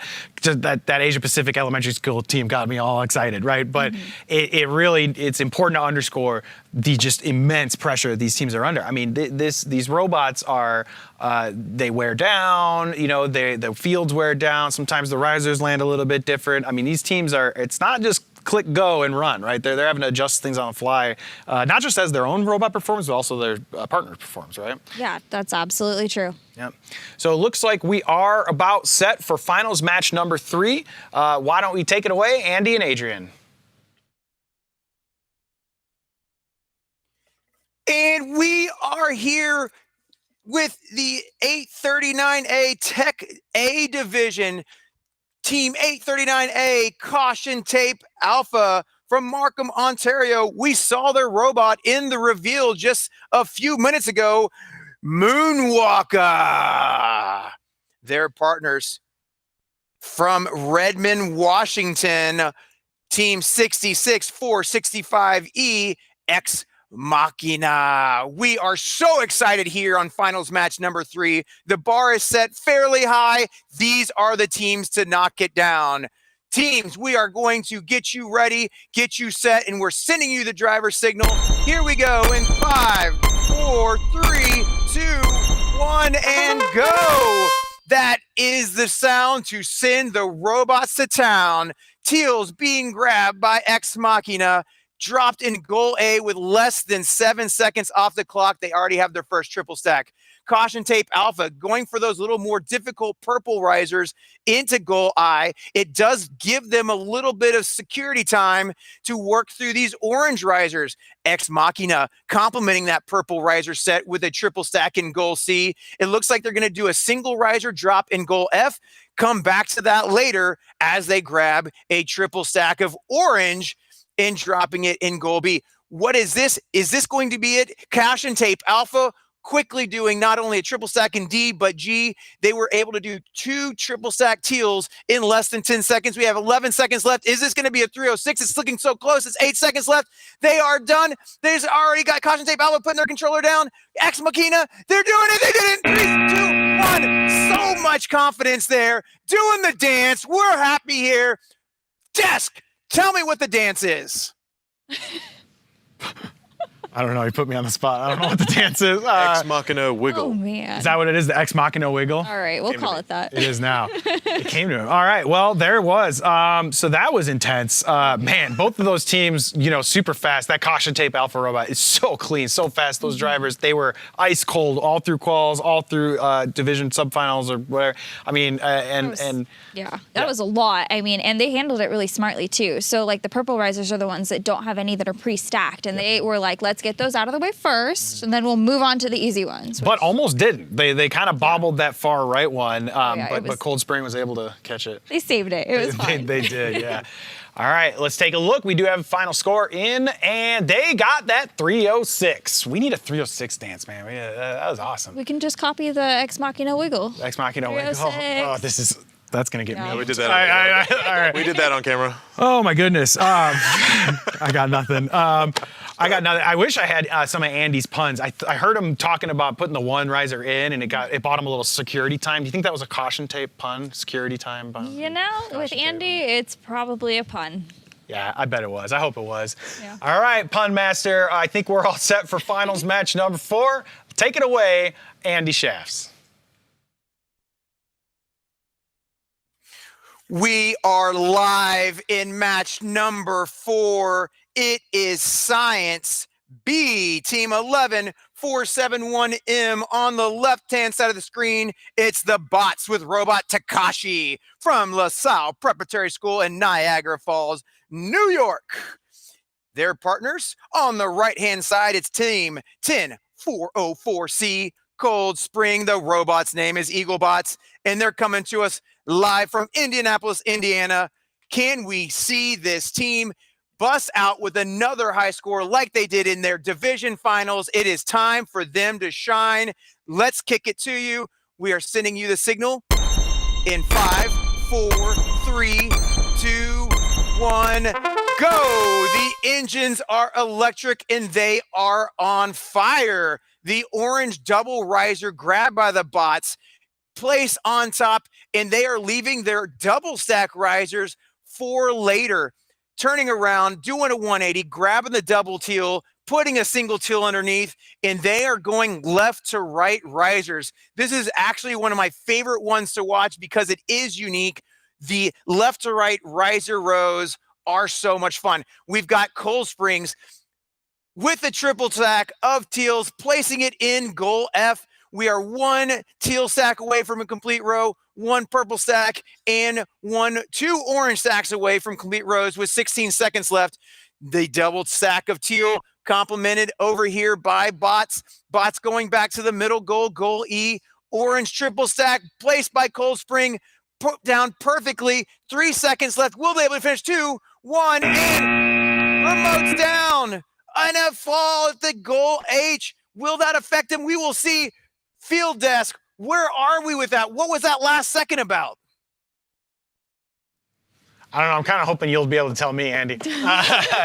Wow. I mean, that is just a perfect display of just the amount of pressure there. You saw it wasn't, I mean, obviously the last second, topple was very unfortunate. But even right before that, you also saw Cold Spring starting to get really under pressure in the corners there. I mean, that was an intense match. I don't know if it was the left to right strategy. Andy called it out, so we got to talk about it. But, I don't know. What do you think, Stephanie? I don't know if it's necessarily a strategic advantage or not. I think it's just a different way to do it. So, you have to make the rows somehow, and I typically tend to go for the rows that are closest to the risers, but Yeah, well, and it was interesting because so part of the way that the field was laid out, anytime we're looking at a skills type of field layout or a live robot tournament, we always try to think about something that can give teams options to strategize before the match and discuss maybe something is slightly better suited for their robot versus another style or whatnot.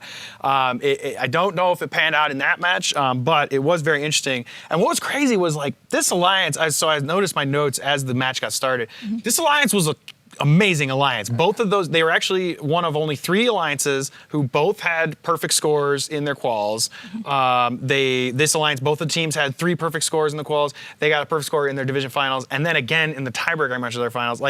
That was a solid alliance, and it just, so again, I said it earlier, crazy pressure. So I think we do have scores final. What ended up happening looks like it was a 178. You can see it on the left column there. They did not get a 306, so they are not part of the score to tie group in the middle there. But still an amazing show from those teams coming out of Indiana and Wisconsin. No, wrong place on the list. That's fine. Yeah, so excellent. So I don't know, Tyler, what did you think? So I was wondering why this team chose to do a horizontal strategy. These risers. Yeah, it's a good question, and it really, I wonder if I actually don't have notes if that's what they did during their division elims or not. Do you, Stephanie, you were taking closer notes on that type of thing? Yeah, this is actually a change up on the strategy. I think they did it once, but it's not something that they regularly attempted. That was what I was going to wonder if it was maybe something they're more comfortable with or not, but it's interesting, and at the end of the day, it's whatever works for the teams and whatever feels good for them. Looks like we are still getting set here. So again, it's all about consistency. It's all about execution. Looks like our next match that's coming up is two teams that are out of the U.S. But this was actually my division. Was it? It was, and these teams were both super fun. Which division was that? This was our afternoon division. I believe it was Engineering B. Okay. And the team from Wisconsin. They're a super cheesy team. Oh my goodness, it's a cheese team, isn't it? Oh my goodness. Yes. Yeah, we had a lot of fun with all of the cheese puns, but they got really Gouda at it. I don't like Bree can save that for later. I don't like it. Okay, all right. No, this Wisconsin team, and yeah, sounds great. Okay, all my stats. We gotta go to the next match. I know. Sounds great. Over to you, Andy. Match number 5. It is time for our middle school VEX IQ Challenge. Match number 5. We are here with the winners of the Engineering B division. Look at the banners. Look at the deco. We are ready to go. It is 11029E. No one's afraid of this Blueberry Wolf from Abraham Lincoln Middle School, Gainesville, Florida. Their partners on the right-hand side of the screen. What's their name? I don't know. We'll think about it. It's Team 10851B from Riverview Lutheran School, Appleton, Wisconsin. We are ready to see you put up that big score. So now it is time. Drivers, pick up the sticks. And we're going to start this match in 3, 2, 1, and go. Blueberry Wolf, and we'll think about it on opposite sides of Goal B, the different driver stations, and that is how they played it. So you can see how we'll think about it. Strafes to the right, grabs the teal risers, triple stacks it in Goal A, all in the first few seconds. I'm going to catch up to this with a purple triple stack in F, the complementary triple stack coming into Goal C by We'll Think About It. Blueberry Wolf now with an orange triple stack, firmly placing it in Goal H, doing a 180, grabbing a teal riser and another teal riser underneath with their triple stack. They can't put it in Goal A. It would duplicate. We'll think about it. 20 seconds left. Drivers have swapped, and they're putting it in Goal D, just like we thought. 15 seconds left. There's 82 points in the live score, but they're about to finish another row of teal. Orange is done. Purple now done. Teal now done. We are 5 seconds left. Can they get another triple stack with 3, 2, 1, and that is time, and it looks like they may have just done it. Desk, what is this VEX World's all about? That's what VEX World is all about. That's right. His energy is something else. I don't know if y'all can hear it quite as loud as we can, but yeah, no, that's amazing. So all the stats I said earlier about the alliance that was making like double 306s and whatnot, that was actually this one. And yeah, Stephanie, you were talking about their consistency.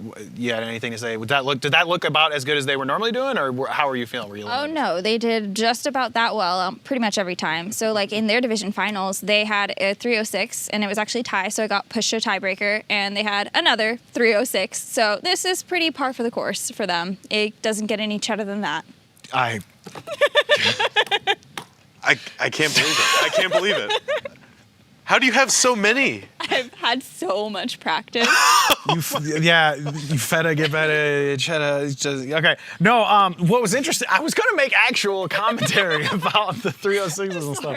No, it's great. What was crazy about the tiebreaker, them getting a 306 in the tiebreaker as well, is that they were actually the only alliance that was able to do that in their tiebreaker match. The other alliances didn't. I'll explain more later. I think we have the score. Can we take a look at the score? Yeah, let's mention. They got that 306. Boom! We got a three-way tie for 306 now, which means we are definitely going to some tiebreaker matches. So I think they're still getting set for the next match. Yeah, so that's what I was getting at was this alliance, that's Engineering B Alliance, the best. I tried no puns. It's okay. They got that tiebreaker match. The tiebreakers only happened a couple times in middle school finals, and the other alliance that got a perfect in their finals went to a tiebreaker. Is Technology A, that Caution Tape Alliance.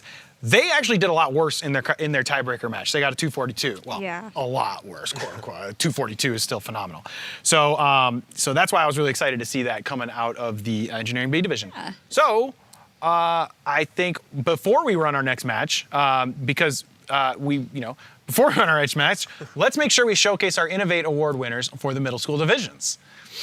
Those Innovate Award winners were from the Science Division, 1116X from Houston, Texas. In the Technology Division, 505B from Dallas, Texas. In the Engineering Division, 9456AG from San Ramon, California. In the Math Division, 10330A from Durango, Mexico. Mercury was 435B from Louisville, Kentucky. Venus was 13952A from Lake Village, Arkansas. Mars was 38298E from Miami Lakes, Florida. Jupiter was 65950A from Bayside, New York. Saturn was 94927C from Morgan Hill, California. And the Asian Pacific Division was 6225C from Shaanxi, China. All right, that means we're about set for finals match number 6. Andy, what do you got for us? All right, we're ready. Welcome, match number 6. We are live at Science A Division winners. Banners in the background, field in the foreground, and drivers in between. They've earned those banners. Let's see them keep putting up those big scores. It's team 16868A on the left-hand side with the Python from Python Robotics Club in Markham, Ontario, Canada. Their partners on the right-hand side, the Overdrive. Their robot is the Speedster, and it does live up to its name. Coming to us from Overdrive Robotics in Gilbert, Arizona.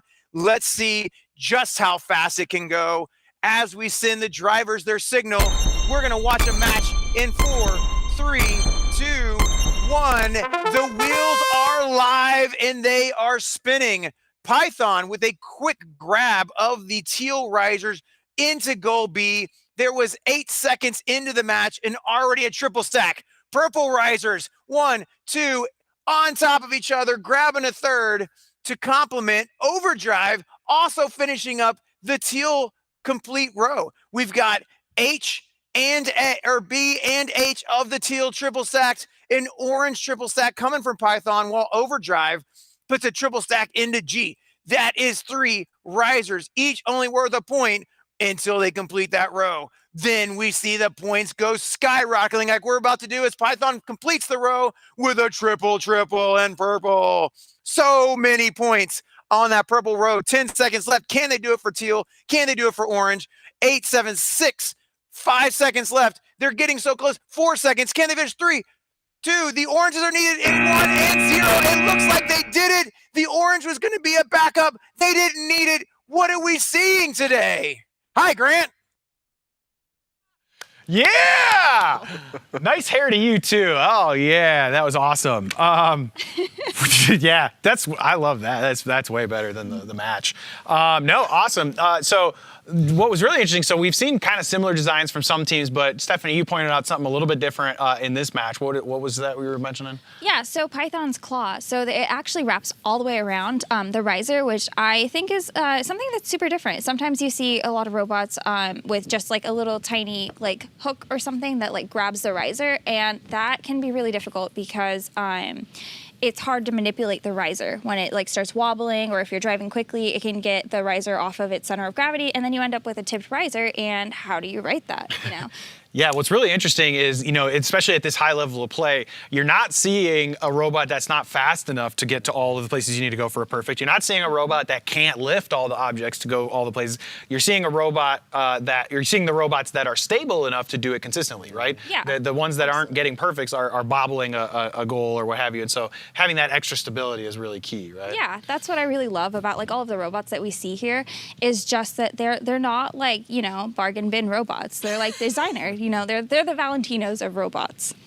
Absolutely, and it's always important, when you've got Valentinos of robots in play that they are just ready to bring it out and show us what they've got. So, with that being said, I think we do have a score up on the screen. It's a 306, ladies and gentlemen. We got 4 306s, and we're not even done with the first round. So that means that it's time. So so that one was pretty awesome. So Science A, that was Science A, Python from Ontario. Okay, so they were 306 in their max, in their quals, but they only had 2. Oh no, I'll talk about that one in a second. What's really interesting is as we're getting into these last couple teams, obviously it's ranked. Actually, no, it was ranked randomly.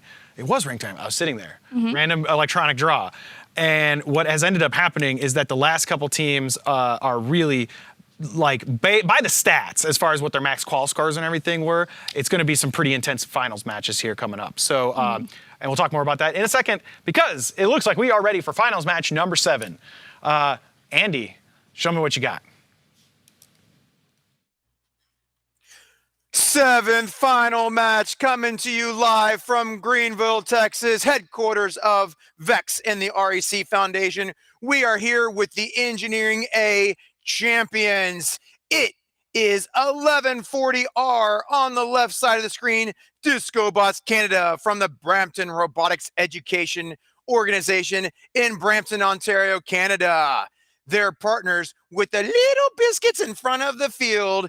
It's Team the Biscuits, 33111C from our own state of Texas. Robot Mastery LLC, Friendswood, Texas. The teams are ready. We are ready, and now it's time for teams to pick up those controllers as the signal is sent. 3, 2, 1, go! DiscoBots Canada going for the teals. DiscoBots and Biscuits starting on opposite sides again of that B goal. So we have seen about half and half of the success, half of them on the left, half of them on the right, where they actually split the driver stations, and it's working great. Orange triple stack already scored an H. Teal triple stack scored in D. DiscoBots Canada and the Biscuits dancing the dance. And the Biscuits going to look like they're going for another triple stack to finish out the first complete row. The first complete row done, and it is a teal row. Very common amongst most of our teams to finish the teal first. Orange stack coming down the middle, looking to finish that next. And sure enough, the Biscuits had 1 riser in there. They were able to place 2 more. 15 seconds left, and purple is the row to complete. Can they do it? It looks like there's a double stack in the Seagull. 6 seconds left. 5, 4, 3, 2, 1, and that is time. Desk, what are we seeing? We're seeing intense matches, man. I mean, that's what you're seeing. That's what I'm seeing. Some intense matches. So what was really interesting that the DiscoBots Canada, I mean, these are all top-end teams. These teams know what they're doing. They've done this a million times. And they're taking some risks that are a little weird, at least to me. I don't know.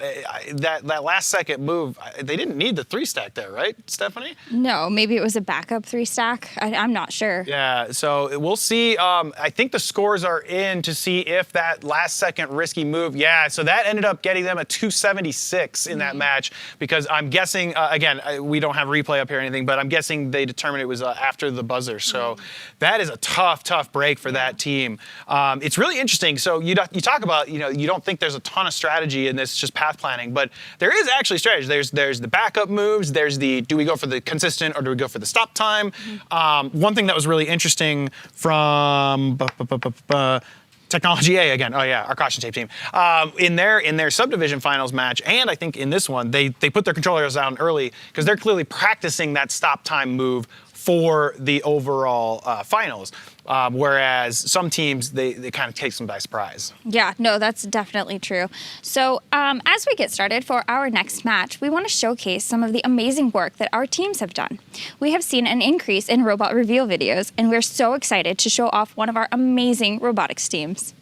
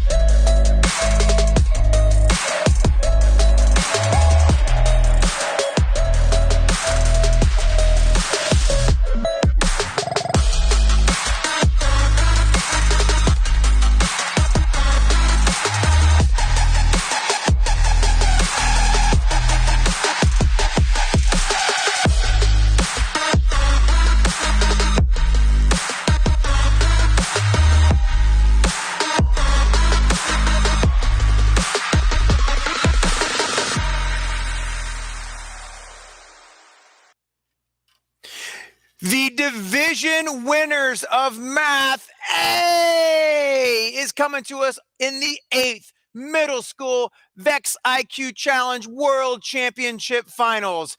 Let me introduce a couple of amazing teams. Team 16868B.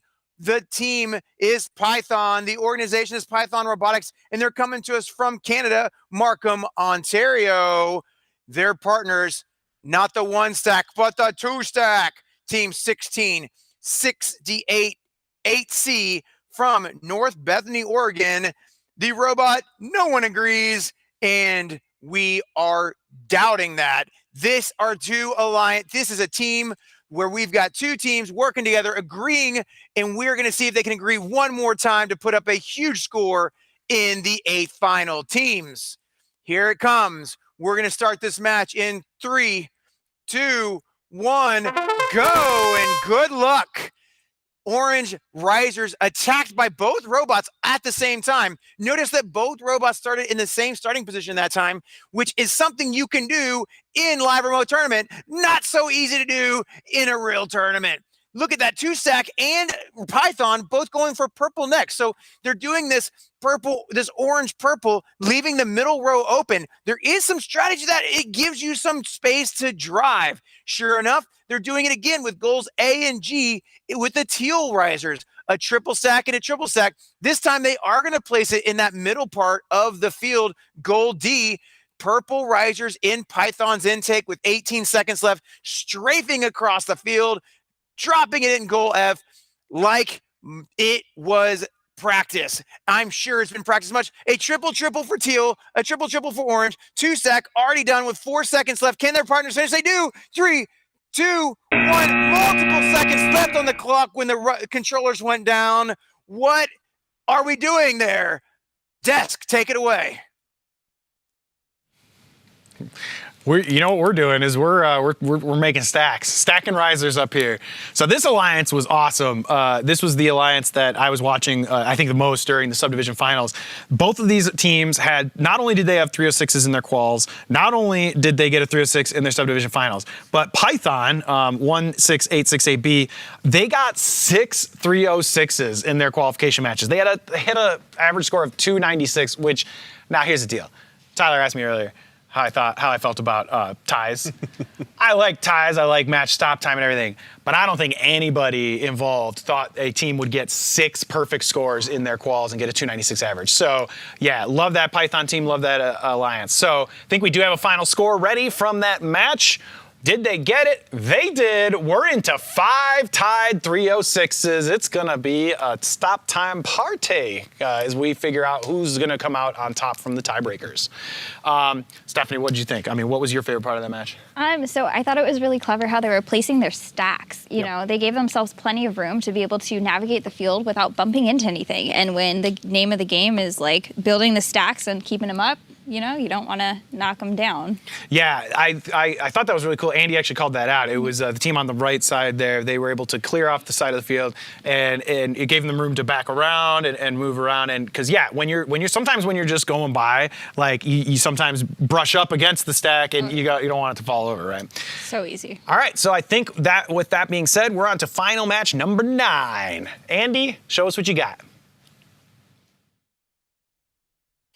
Match number 9, the last match of the final round before we go to any possible tiebreakers. It is without further ado that I am pumped to announce the Math B division winners. It's on the left side, Team 1686-8C from also Python Robotics Club, named Python from Markham, Ontario, Canada. Their partners, also a C team, a lot of C's going on here.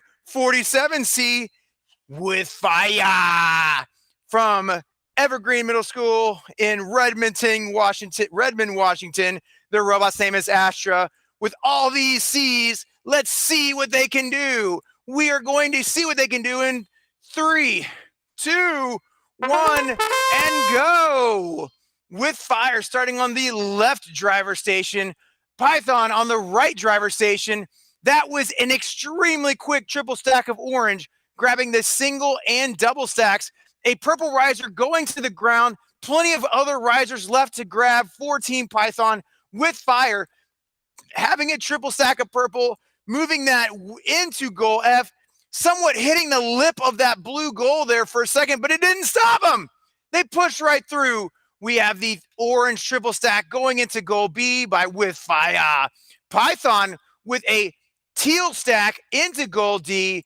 Can they finish that row with 18 seconds left? They do it with no problems. This is not their first rodeo here in Texas. 12 seconds left, a triple stack in orange. Can they finish? They need a little bit more purple with 7 seconds left. This is going to be a down to the last second grab. 3, 2, 1, and they pull back just in time with fire, having some risers go off into the hallway. This is it. Desk, tell us what we have. Oh boy, I don't actually know what we have. I'm going to be finding out from the scorekeepers alongside y'all because that last second move from With Fire, love the name by the way, love Fire, but it's tricky because of course in order for a riser to be scored in a goal, it needs to be flat on the floor of the goal. It needs to not be contacting anything else outside of the goal. A bunch of rules. You all know the manual at this point. So it's going to be close. If they get that score, then it's 306. But if the refs determine that was out of the goal, it will not be. Yes. So it's going to come down to that. For the teamwork matches, we had to have a lot of instances where our teams would have to take pictures of the final status of their risers, and that was just something. Maybe we'll see that happen. I'm not super sure. Well, it looks like the referees were able to make a decision, and of course, remember, the scores are they are already checked with the teams to make sure they agree with us. And so let's take a look up there to see what we got. And it was a 274, you can see on the left side there. So, yep, looks like the refs determined that riser was not fully in the goal and fully nested and all the rules that it needs to be. So, tough break for them. But we do have five, count them, 5 teams going on to tiebreaker matches. I don't think, nothing like this. Actually, I can say with certainty, I've been to every IQ World Championship. Nothing like this has ever happened before in the VEX IQ Challenge, ever. It fits, though. It's an unusual year, so it's a usual makes year sense. and unprecedented times, unprecedented games. So just a reminder, all 5 of these alliances, it's Technology A, Engineering B, Science A, and Math A. They will be going to a tiebreaker match, which means they get 1 match. Oh, and the Asia Pacific division. I was like, that's only 4. Yeah. And the Asia Pacific division. They will get 1 match to put down the best score they can. This is the chance. We talked earlier about, don't leave anything on the table. This is it. This is the table. This is it. It's right here. But, show us what you got. If you think you can stop early, make sure you put your controllers down. But, stop time only comes into play if that main score is tied. And so we saw it happen in the middle school tiebreakers where a team who got, they get to 242, the other alliance gets 210, the 242 wins it, doesn't matter what your stop time was at all. Mm-hmm. So while these teams are going to get settled and find out, and the order will be played from basically in the same order in which we played these matches, where the lowest seed will be playing first and then so on and so forth down.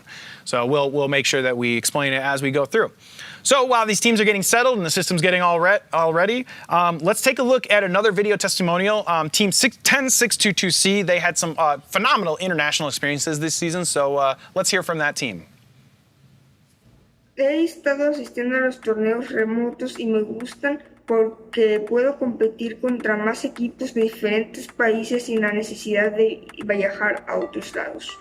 Nosotros nos metemos a la página de Robotics. Ahí hay un chat, buscamos a nuestro compañero con el que vamos a tener la match y le preguntamos en qué es bueno en la cancha y luego nosotros le decimos en qué somos buenos para poder hacer la mejor estrategia sea posible en la cancha. Para comunicarnos con otros equipos tenemos que hablar otro idioma o usar un traductor. Me encantan los torneos remotos porque para mí es una oportunidad de practicar lo visto en clase y me encanta sentir esa adrenalina. Es una bomba de emociones. Nos gustan mucho los torneos remotos porque nosotros hemos competido con equipos de todo el mundo como Rusia, Canadá, Estados Unidos, Paraguay, Uzbekistán, hasta de México. También nos gustan mucho los torneos y participar en cada uno de ellos. En la final damos todo lo de nosotros para poder ganar. From the very beginning, we knew that this year was going to be different than most, not only for us, but for the entire robotics community. It was more important than ever to distinguish our individual roles in the team from very early on. Preparing for the LRT, we spent hours creating graphs and strategy charts to attempt to effectively communicate our plans to our alliance team. But luckily, the REC Foundation completely outdid themselves and had already taken care of all of this. Their easy-to-use resources made it simple to reach out to the other teams, even if they were all the way in Canada or Texas. All right. Next up, we do have one more little informational message. If you remember from the opening ceremonies, we learned about the celebration of diversity. And so we're going to learn a little bit more about how Dallas ISD was able to use VEX IQ to reach students with some learning differences. Take it away, Dallas ISD. Robotics in general came to the district about 7 years ago. Based on the first 2 years, we saw how much success the robotics program was having within our district. So the special education department wanted to branch out even further and offer this exciting opportunity with robotics to our specialized program classrooms, which consist of functional life skills, adaptive living skills, and total communication. Exactly what adaptive robotics is taking that robotics program initially and sort of modifying it to meet unique needs and learning styles that present our population in our specialized program classrooms. When you're talking about self-contained classrooms of students who have varying significant to moderate disabilities, people typically underestimate what they're able to do. So when people think of robotics, myself included, it's sometimes can be overwhelming because you think like, oh, I'm not very tech savvy, I'm not good at building things, I'm not an engineer, or I don't have a mathematics or science brain. And so I think they right off the bat kind of discount that our kids are capable of achieving these goals. The impact in which robotics in general has had on our specialized program population is somewhat immeasurable in the sense of it's allowed our students to collaborate more effectively with one another, to collaborate more effectively with other campuses, giving them a sense that they know they're not alone in this endeavor, and it's provided them with an insurmountable amount of skills, ranging from social skills, mathematical skills, science skills, an introduction to the arts. There's so much involved in this program, and there's so much room for learning that it's nice because it allows our students to take their education beyond the traditional classroom setting. What would you say to someone who's interested in joining, they're a little hesitant? What would you tell them? Yeah, just ask, don't be shy. What I also love about VEX IQ particularly is that their manual for how to build the robot is all visual. And I think that's great, especially because most of my students, if not all, are non-readers. And so even this small thing that they do in their manuals allows my kids to still be able to access it and create it. And especially our students who are have been diagnosed with autism or on the autism spectrum, they really flourish with these types of hands-on activities, and they just go crazy. Kids in learning disability, they really don't get to do nothing, so it gets them like more stuff to do. I guess like if they can't go out in places, they can just like do little things with different school.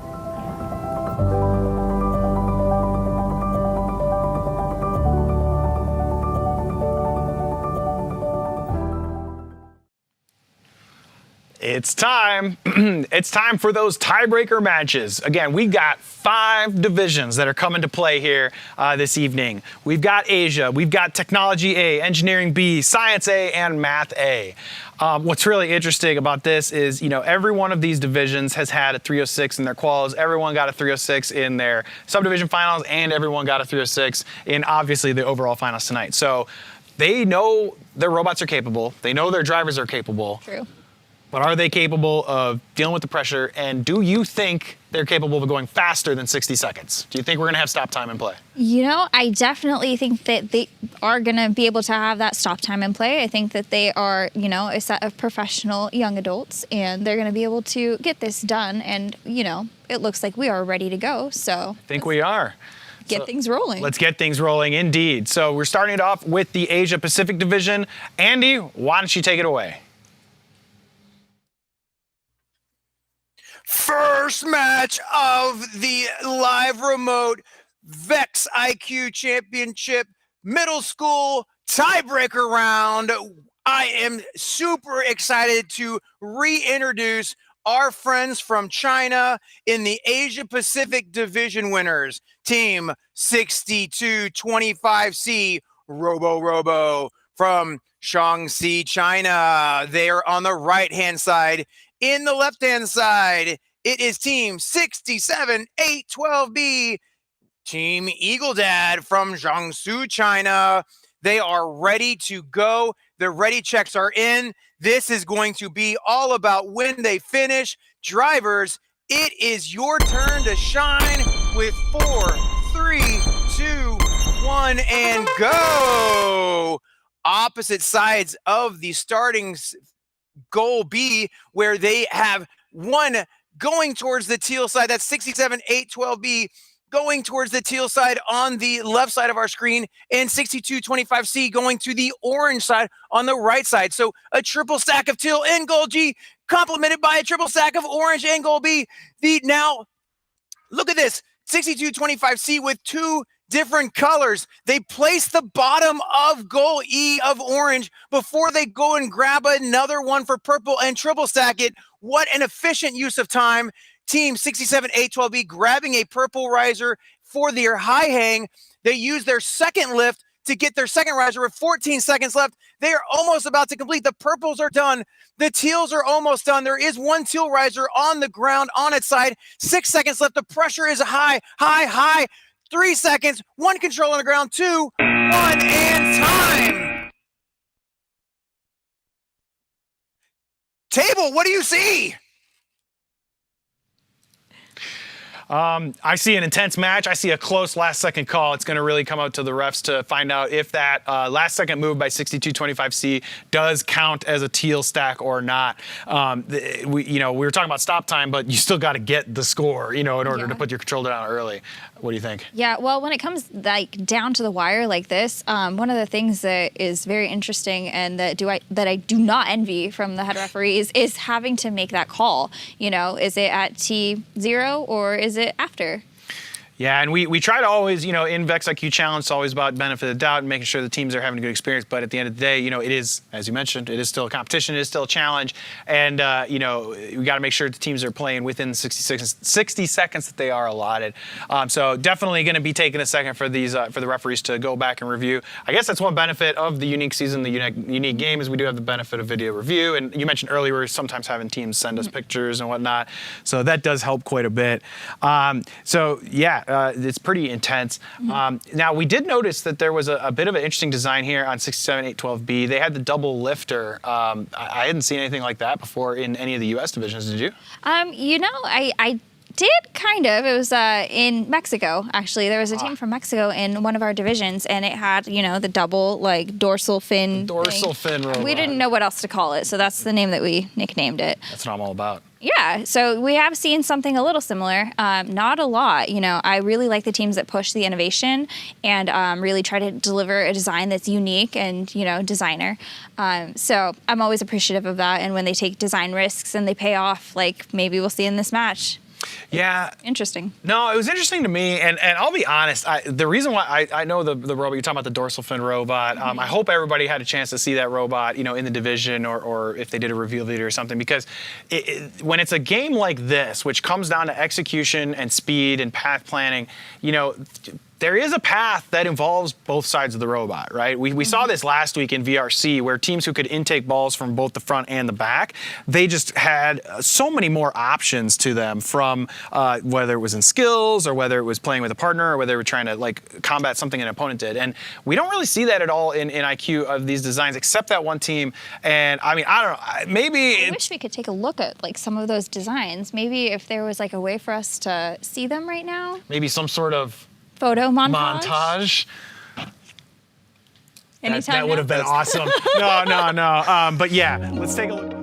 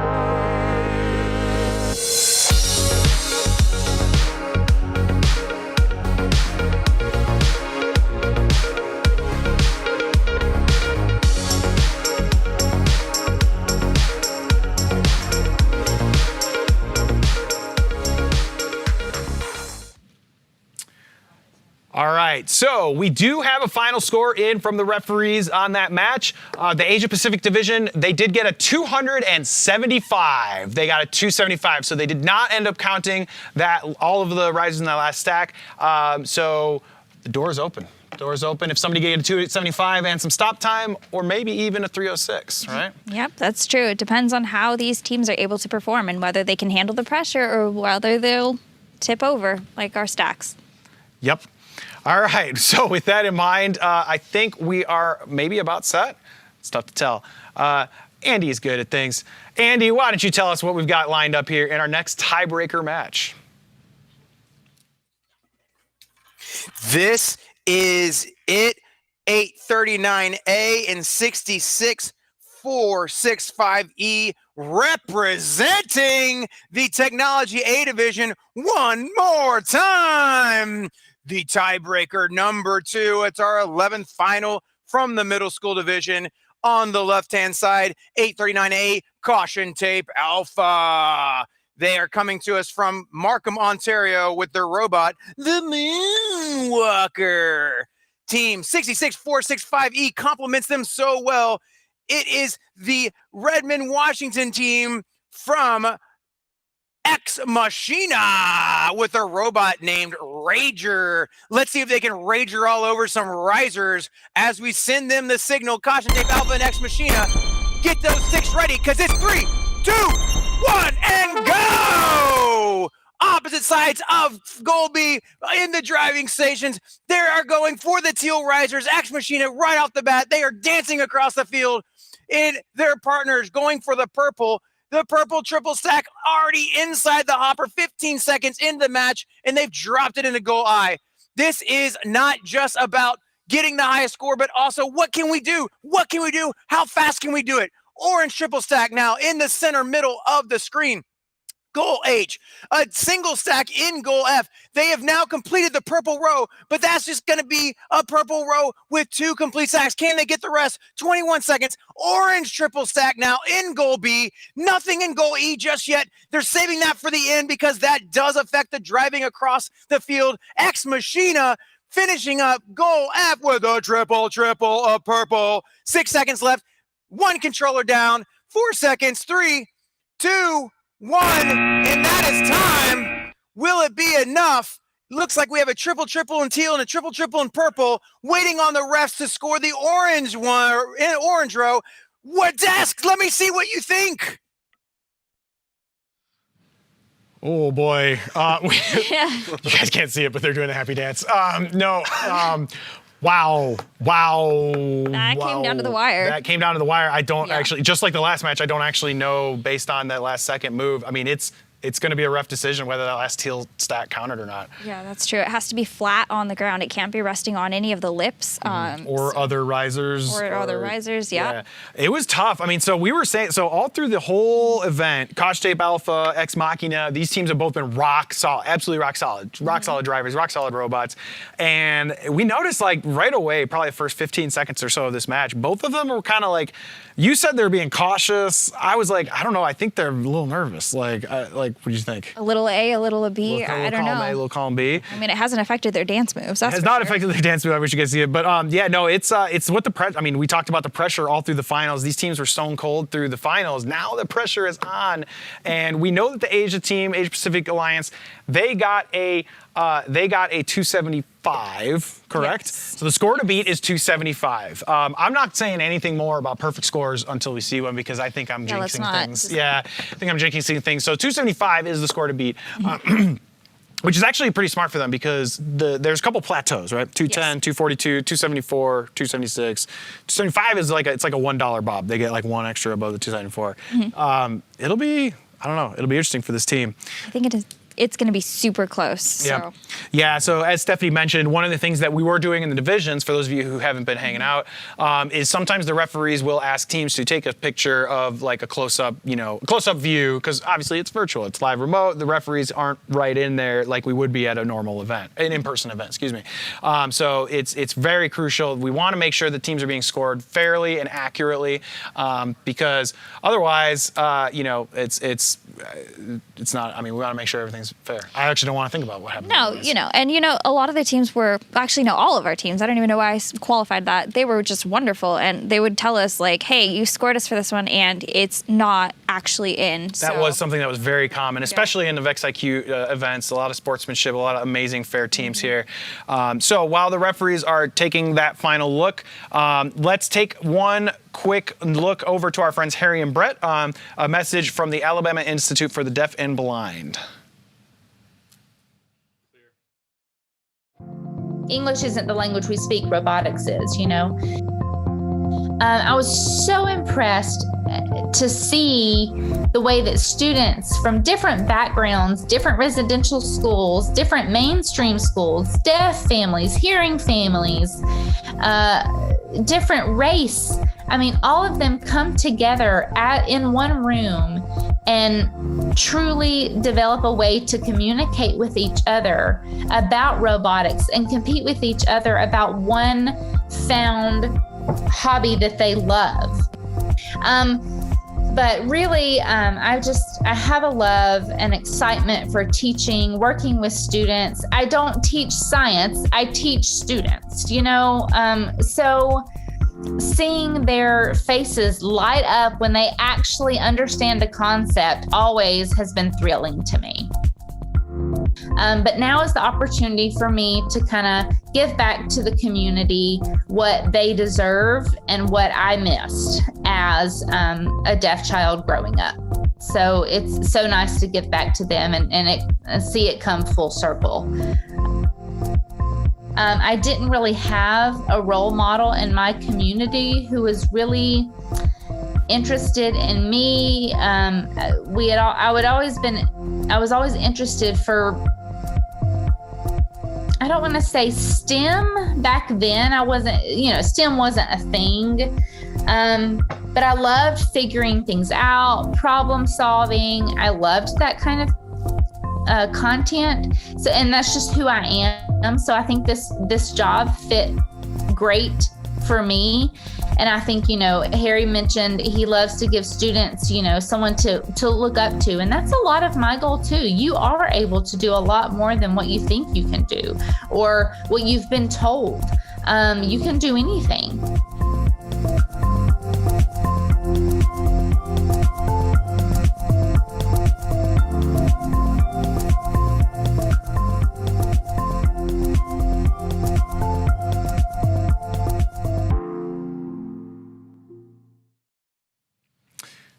We do have a score ready from that last match. Remember, the referees were taking a look to make sure that last teal riser, whether it counted or not. Let's take a look. And the score to beat is still 275. So the score from that last match, it's not showing on your screen. That score from that last match was a 242. So the refs did determine that stack did not, in fact, count, putting them at that 242 plateau. So 275, still our score to beat from that Asia Pacific Alliance. This is not going the way we expected it to. I'm serious. Elementary school came out, elementary school came out, guns blazing, going 306 right away, doing all sorts of crazy stuff. Middle school is coming. It's intense, man, right down to the wire. Oh, yeah. Yeah, so with that in mind, I think we're set for our next match, finals match number 12. Andy, go get a... No, let's see how these teams Let's fondue. see how they fondue.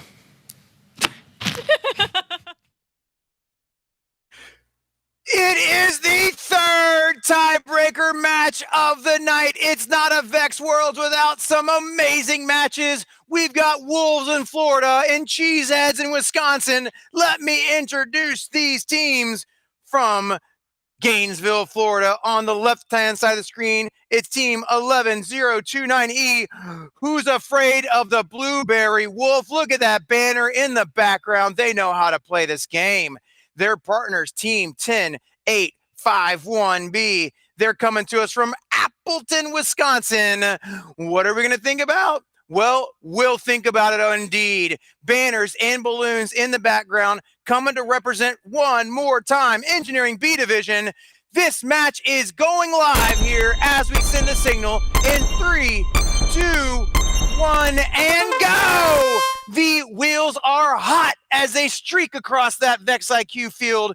The orange first thing in the hopper, goal E, scored by Blueberry Wolf. So that orange riser sets the stage for what hopefully is a double riser complement. Triple stack coming from Blueberry Wolves into the purple side of their field. So it's going to be a typical teal, orange, purple setup. Cornering both we'll think about it. They have bookended goal A and goal C, little teal, little purple. Let's squeeze in a little triple stack of orange in there. Goal B, all along the back of their field, triple stacked. A beautiful sight. 18 seconds left, and we have no complete rows just yet.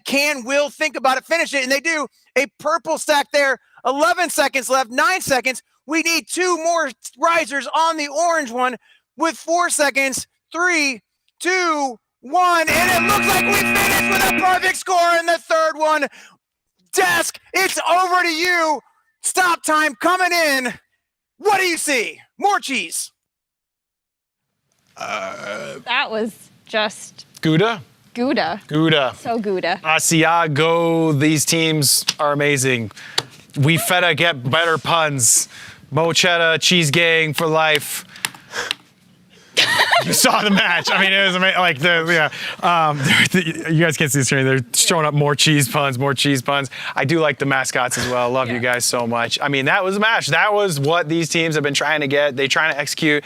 They do every single match like they have been. In fact, this was the team that actually got 306 twice. This is the only alliance during their subdivision finals that was able to pull off the 306 in their tiebreaker match. So they've been here before. They're the only alliance that's been here before and came out on top. Yeah, that's definitely true. I mean, this wolf pack definitely loves cheese because they're just getting cheddar and cheddar. Cheddar and cheddar. Is their score cheddar and cheddar? Let's find out. 306. It does. I don't think you can see it on the screen, but they did get a 306. We did confirm they got a 306, and they got a stop time of 0. So 306 with a full stop time of 0 is your current score to beat. There it is. 11029E and 108051B. 306 stop time 0, which means teams are now trying to either tie or better. We're kind of coming back to that situation we were talking about earlier, where it's like, yeah. It's all on the line. They know what they need to do. They need to execute. They need to get that 306. Yeah, it's a lot of pressure, I'm sure. Almost as much pressure as we're under. You know, we didn't expect any of this, but you know, pressure makes diamonds, and y'all are diamonds, right? Diamonds in the rough. This has been a rough week, I bet, for a lot of these teams. I mean, a lot of these teams, you know, it's been a rough year, rough season, rough classrooms, virtual learning, live remote tournaments, adapting to changes, and we're about to adapt to finals match number 13. Take it away, Andy. Fourth tiebreaker match in the middle school finals. This is what VEX Worlds is all about. The best of the best duking it out one last time in lucky number final 13. I am so stoked to introduce to you the representatives of Science A Division. It's Team 16868A, Team Python from Python Robotics Club in Markham, Ontario, Canada. Check them out on the left-hand side with all those beautiful blue and black banners. On the right-hand side, they aren't bannerless themselves. It's Team 1696Z Overdrive with their speedster robot from Gilbert, Arizona. Teams have ready checked. They fist pumped the screen. Huge fans of the Overdrive and the Python teams. Let's see what they can do in this last 13th match with drivers in 3, 2, 1, and go. Both robots starting in the same starting square with a triple stack of teal coming straight out of Overdrive, living up to the name of Speedster, getting a triple stack of teal in goal H with less than 5 seconds off the clock. They don't slow down with a triple stack of purple already in the intake. And outtake, wow, gold G. They're going for the orange ones now.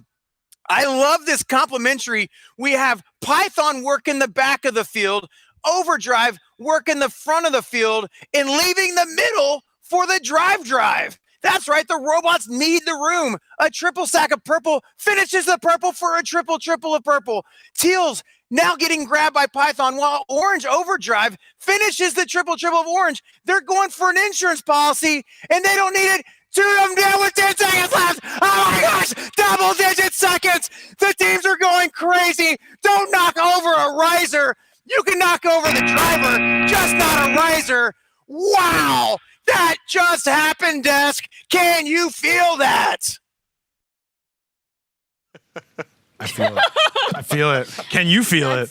Wow. Oh my gosh. These teams are going straight in, going as hard as they can. This isn't their first time to get 306 either.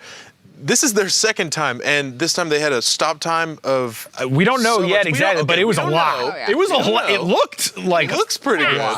So fast. Yeah, so that's what's crazy to me. The stop time dynamic, it's such an additional level of pressure that is something that these teams... I was talking last match, you know, they did 306 before, they did it in tiebreakers, but like, not all these teams have done crazy stop times. They're trying this for the first time on the world stage. Everybody's watching, thousands of people watching at home and around the world. We got a score. I think we got a score. I think we have a score. Let's find out how they did.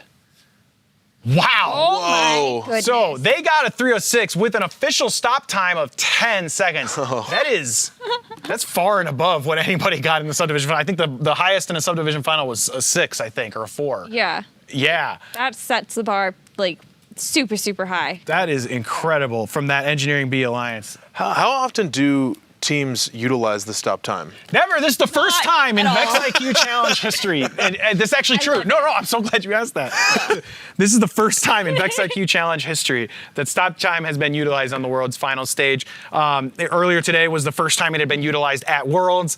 This season is the first time. I think it came into play at a couple state championships or something this season. But yeah, history is being made. Unprecedented. Breaking records left and right. Maybe we'll get to break a couple more later. Maybe we will. And as it pertains to stop time, obviously this isn't something that students aren't familiar with. They've been using stop time all season long. Yeah, the possibility of stop time has been there for a couple seasons now, right? It only comes into play in these extreme scenarios where you're playing at such a high level. Right. So is that what you're going to ask? I was going to say, how intense of a stop time is 10 seconds? It's bananas. I have never, I haven't even seen somebody in practice do a max score with 10 seconds left. Like, it's bananas. There's no better way to put it. At Worlds. At Worlds. Records being made. All right, let's find out. 10 seconds is the time to beat. Andy, take it away. We are live in Texas. It is the final match of the night. Did we save the best for last? Well, I know two teams that sure think that we did. Let's let them prove it. It's Team 16868B, an organization that has not one but two robots in this finals. It's the Python from Markham, Ontario, Canada B team. And their three. I just got corrected. 3 Pythons. Their partners on the right-hand side, not a 1 stack, not a 3 stack. It's our 2 stack, Team 1668AC. No one agrees is the robot name, and they're coming to us from North Bethany, Oregon. This is going to be the last match of the night. We are going to send them the driver's control. I am excited. This has been the best VEX Worlds ever. 2, 1, and go! Both teams starting in the same starting position, but both going for orange risers. What an interesting strategy here. A triple stack already done on B and H. They bookended that orange row with a single stack orange in the middle on the 2 stack side. Living up to their name, they've got their 2 stack, sweeping in the 3rd stack of the purple and dropping into goal I, while their partners bookended it on the other side of goal C.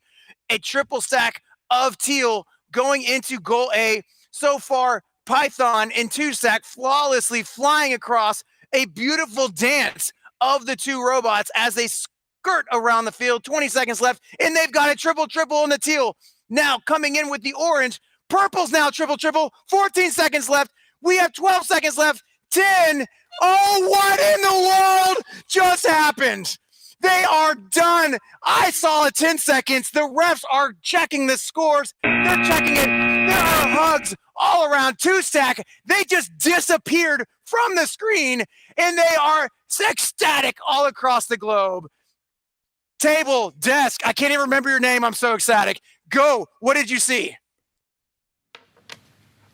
They're putting something in the water in Canada. Putting something in the water in Canada, yeah. Those Python teams are out of control. I literally got up from my chair and went for a lap when that happened. That's unlike. So you asked how impressive is that? 10 seconds. 10 seconds is that impressive? Oh man. Yeah, 10 seconds is crazy. 10 pushing 12 is even 2 teams at the same thing. This is crazy. So, and for it to be the 2 Python teams. And 2 Python teams, 16868A. Yeah, it's crazy. So as a reminder, remember 306 with 10 seconds from previously. If this team gets 306 with 10 seconds, then we do have 2 world champions. If they get 306 with 12 seconds, then they are the world champion. This has literally never happened before in VEX IQ Challenge. I don't even think we thought this could happen when we were coming up with stop time. I can say, there was a lot of discussion about the granularity that we should do, and should be 2 seconds or 1 second, and I don't think we ever envisioned that it would be a live remote scenario in a 5-way tiebreaker match going for 12 seconds. And I mean, we were watching this on the screen here, and we were talking about checkpoints earlier, and we're seeing this team, and I'm watching them, and I'm like, they're going fast. There are risers already up, and it was like, is this going to be another stop time? And yeah, no, they definitely set like a really, really strong pace right from the get-go. You know, one of the ways that they were able to do that was by minimizing their turns during their matches. You know, the less time that you spend turning and aligning, the faster you can go. And apparently 12-ish, 10-ish seconds. 12-ish, 10. I mean, that's the question. And I know those referees are going over the footage. They're trying to figure out. I mean, this is unprecedented. Yeah. Yeah. It's that good. I'm sorry. This is just like amazing to me. Like speechless is the word that comes to mind. Yeah, you know, if we're gonna like have a record, I mean, why not go for it big time? Yeah, I mean, this is a record, hands down. Have you ever seen anything? I mean, I wasn't expecting it to be this close, honestly. Like I like seeing all of this. It was something to say for the first finals matches where we have 306, 306, 306, 306, and we were just like, okay, this is going to be tiebreakers, of course. And then now we're down. I was talking close earlier. This is the wire. It's literally down to seconds. It's down to the wire. Yeah, I'm wondering if our two Python teams are going to have to do a little bit of sharing with the titles. All right, so I've got an answer to your question. Do you? I've got an answer to your question. Let's figure it out. Ladies and gentlemen, we have a score ready. We have, for the first time in VEX World's history, a tie, 2 world champion alliances, 306, 10-second stop time. Give it up for Science A and Math A, 16868A and 16868B, both from Pythons, 1696Z and 16688C. I hope you at home are shooting confetti and lasers and fog and like all the fireworks that you could think of, because this is phenomenal. I got no words. So with that in mind, maybe our amazing CEO, good friend of mine, can have some better words than me. Dan Mance, take it away, buddy. Congratulations, teams. You should all be so proud of yourselves, your teammates, and your coaches for making it to this event. We here at the REC Foundation cannot believe how far we have come together. We are so excited to crown more world champions. Now let's hear from the wonderful REC Foundation's operations team for an update on our attempt for another Guinness World Record. Hi teams, we're so excited to give you all an update on the Guinness World Record for the world's largest online robotics championships. We saw so many teams compete from all over the world that may not have been able to compete otherwise without live remote tournaments and live remote skills. We had over 1,400 teams competing from elementary through high school. We had over 12,000 people involved in this year's event. Thank you for all your support, and we cannot wait to continue to break records next year in Dallas. On behalf of the entire REC Foundation, I'm excited to introduce Michael Emprick for Guinness World Records.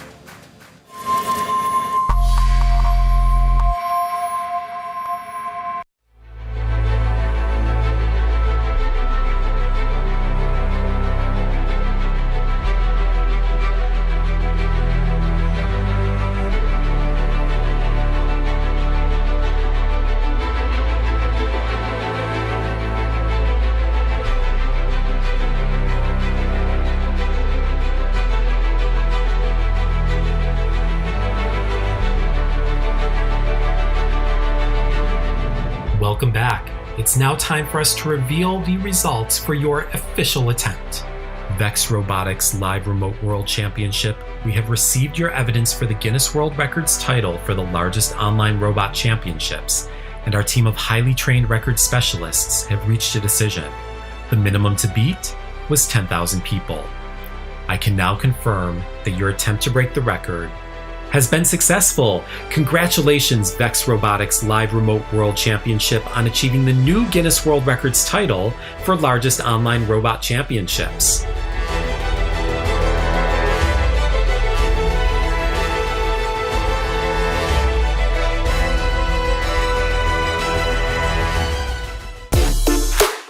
We did it together!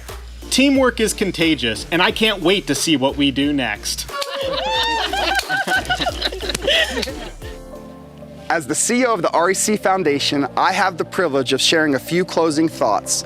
thank you to all our teams in the VEX Challenge and VEX Robotics Competition World Championship for helping us reach this amazing milestone. We could not have done it without all of your involvement. It was truly a community effort to get through this past season, and I really feel we are going to be stronger than ever. So thank you. This is definitely an entire community award. As the 2021 World Championship comes closer to an end, we cannot forget about what we have to look forward to next year. Let's hear from our hosts of the 2022 World Championship in Dallas, Texas, the Dallas Sports Commission. Welcome REC Foundation and VEX Robotics Live Remote World Championships 2021 teams. Dallas is a region that prides itself on STEM technologies and advancement in STEM education. From the Dallas Sports Commission, the City of Dallas, and all of our partners that support STEM here in our area, we can't wait to welcome you to Dallas next year for the 2022 VEX Robotics World Championships at the K. Bailey Hutchison Convention Center. Good luck, teams, in this year's competition. Wow, that is so exciting, and I am so excited to be in the heart of Dallas for the 2022 event and to see all of you there. Now, before we announce our Excellence Award winners, I am pleased to announce a new program which will be available next season to all of our teams. Are you ready to begin planning, strategizing, and coding your robot for the new competition season? Simply register a team and get started with VEX Virtual Skills Coding for the 2021-2022 VEX Robotics Competition and VEX IQ Challenge Games. Experience the fun and excitement of skills challenges while learning computer science with VEX Code VR. You can take advantage of knowledge base articles, lessons, and teacher resources today at vrskills.vex.com. Before we wrap up, I'm pleased to introduce you to Tony Norman and Bob Limlich to help us announce our Excellence Award winners. Introducing co-founder, president, and CEO of VEX Robotics, Tony Norman, along with co-founder and CTO of VEX Robotics, Bob Mimlich. The Excellence Award is the highest honor bestowed in the VEX Robotics competition. The recipient of the award is a team that excels in many areas and is committed to quality in everything that they do. From their engineering notebook to programming skills, to building and driving their robot, they strive for greatness. Their VEX Robotics program exemplifies dedication, devotion, hard work, and their team is a shining example to the entire VEX community. Bob and I are proud to announce the following recipients of the 2020-2021 Excellence Award.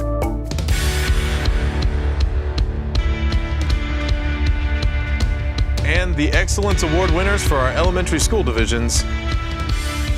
Our Science Division Excellence Award winner is Team 116M Rocketbots from Houston, Texas. This team has competed in a total of 20 events this season and has been registered for 2 years. They finished 3rd place in their division. Rocketbots won Excellence Award and Teamwork Champion at their state championship. Our Technology Division Excellence Award winner is Team 16688B, the Circuit Breakers from Portland, Oregon. This is only their 2nd year competing, but came out on top as our first ranked team in the Technology B Division. They also won Robot Skills Champion at their state championship. The Mercury Division Excellence Award winner is Team 1705A, PF Robotics Jr. from Ontario, Canada. This team competed in 13 events this season and came out as victorious at their state championship as the Design Award winner. The Venus Division Excellence Award winner is Team 26455A, Radical Robots from Queensbury, New York. They finished 6th in their division and had a great season by winning the Robot Skills and Excellence Award at their state championship this year. The Mars Division Excellence Award winner is Team 241M Maukabots from Milani, Hawaii. This team has been involved for 4 years now and has been to the VEX Robotics World Championship 3 times. Our Jupiter Division Excellence Award winner is Team 3723B SFS Academy JCT from Seoul, South Korea. Now, this team is quite a team to keep an eye on in the future, as this is their 1st year. They won their division finals and played with us today in overall finals. In our Asia Pacific Division, which took place at the Asia Pacific Championship, we have Team 88299B Science Museum 2 from Beijing, China. Science Museum 2 has been competing for 4 years.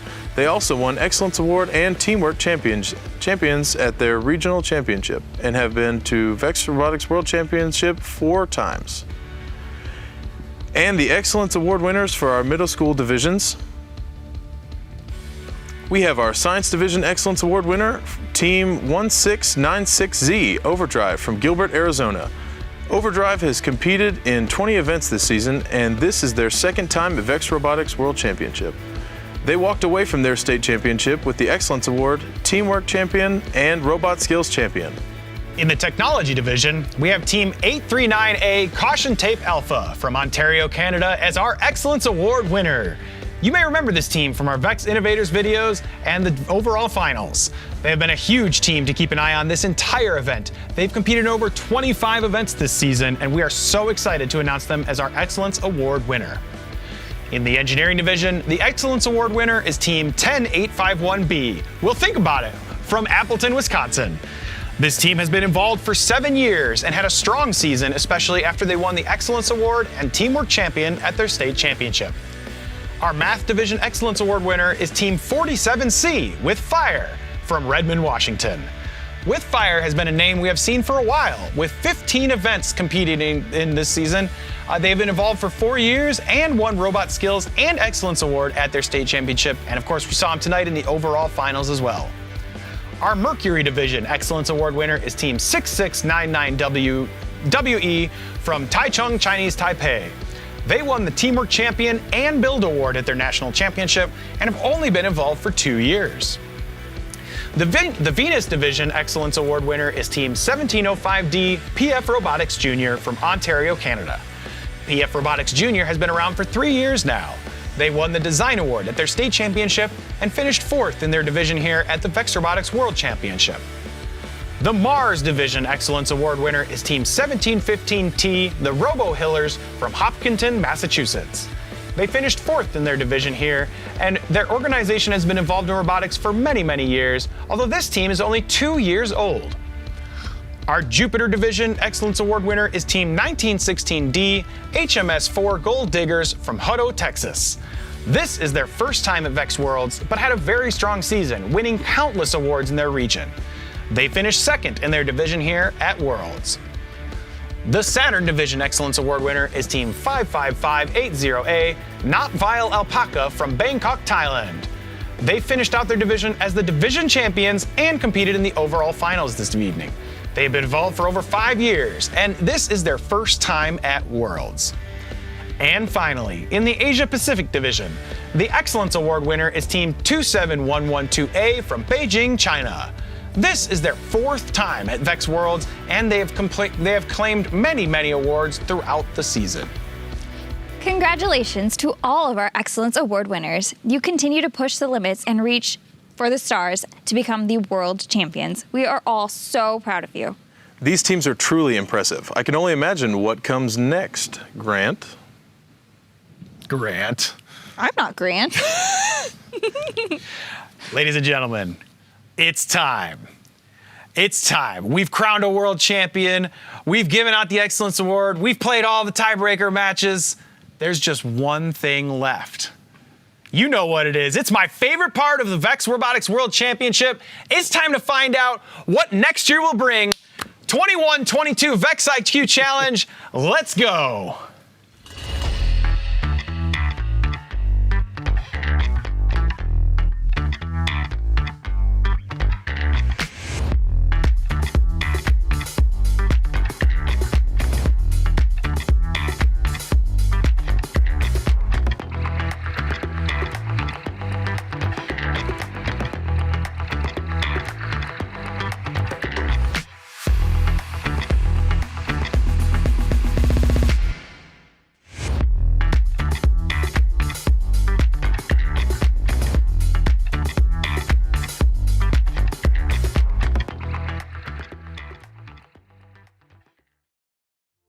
Welcome to the 2021-2022 game VEX IQ Challenge Pitching In. VEX IQ Challenge Pitching In is played on a 6-foot by 8-foot field. Robots and game objects start on the field in predetermined positions. robots may cross freely from one side of the field to the other by fitting under the low bar. The scoring objects in VEX IQ Challenge pitching in are balls with a diameter of just under 3 inches or 76 millimeters, and there are a total of 22 balls on the field. The object of the game is to score as many points as possible. Points can be scored in a few different ways. Each ball scored inside the low goal is worth 2 points. Robots can also launch balls into the high goal for 6 points. And teams can earn 2 additional 5-point bonuses by clearing the balls from each starting corral. But that's not all. At the end of the match, robots will race to climb the hanging bars in the center of the field. A robot that is completely off the ground will be considered low-hanging and will receive 6 points. A robot that lifts itself completely above the low bar will be considered high-hanging and will receive 10 points. Teams will have to experiment with different ways to keep their robot small enough to fit under the low bar while also being able to score balls and climb. There are 3 ways to play VEX IQ Challenge pitching in. First, 2 teams will collaborate in 60-second teamwork challenge matches, working together to maximize their score. Both teams will receive the same points. Each of these teams consists of 2 drivers and 1 robot. One driver will operate the robot for the first half of the match, and the other driver will operate it for the second half. Second, each team will have the opportunity to play driving skills challenge matches. In these matches, teams have 60 seconds of driver control time to score as many points as possible. Third, each team will also have the opportunity to play programming skills challenge matches in which they have 60 seconds of autonomous robot operation to score points. No drivers allowed. The scores for driving and programming skills challenges will be combined to determine the Robot Skills Challenge champion. Plus, all 3 gameplay styles have remote options for teams who want to compete from home. Check out the game manual or talk to your REC Foundation Regional Support Manager for all the details. For official game rules and robot requirements for VEX IQ Challenge pitching in, please see the VEX IQ Challenge game manual found at roboticseducation.org and vexiq.com. To register a team, find events near you, or ask a question on the official Q&A, please visit robotevents.com. Good luck and have a great season. Rise Above is out. Pitching in is here. We are thrilled to see what you guys come up with. This is probably my favorite IQ game in a long time, maybe ever. So, yeah. The season is open, and you can register your teams now on robotevents.com. You can also order game elements at robotevents.com. Congratulations to all of our teams this year, and we cannot wait for another great year. We will see you all in Dallas.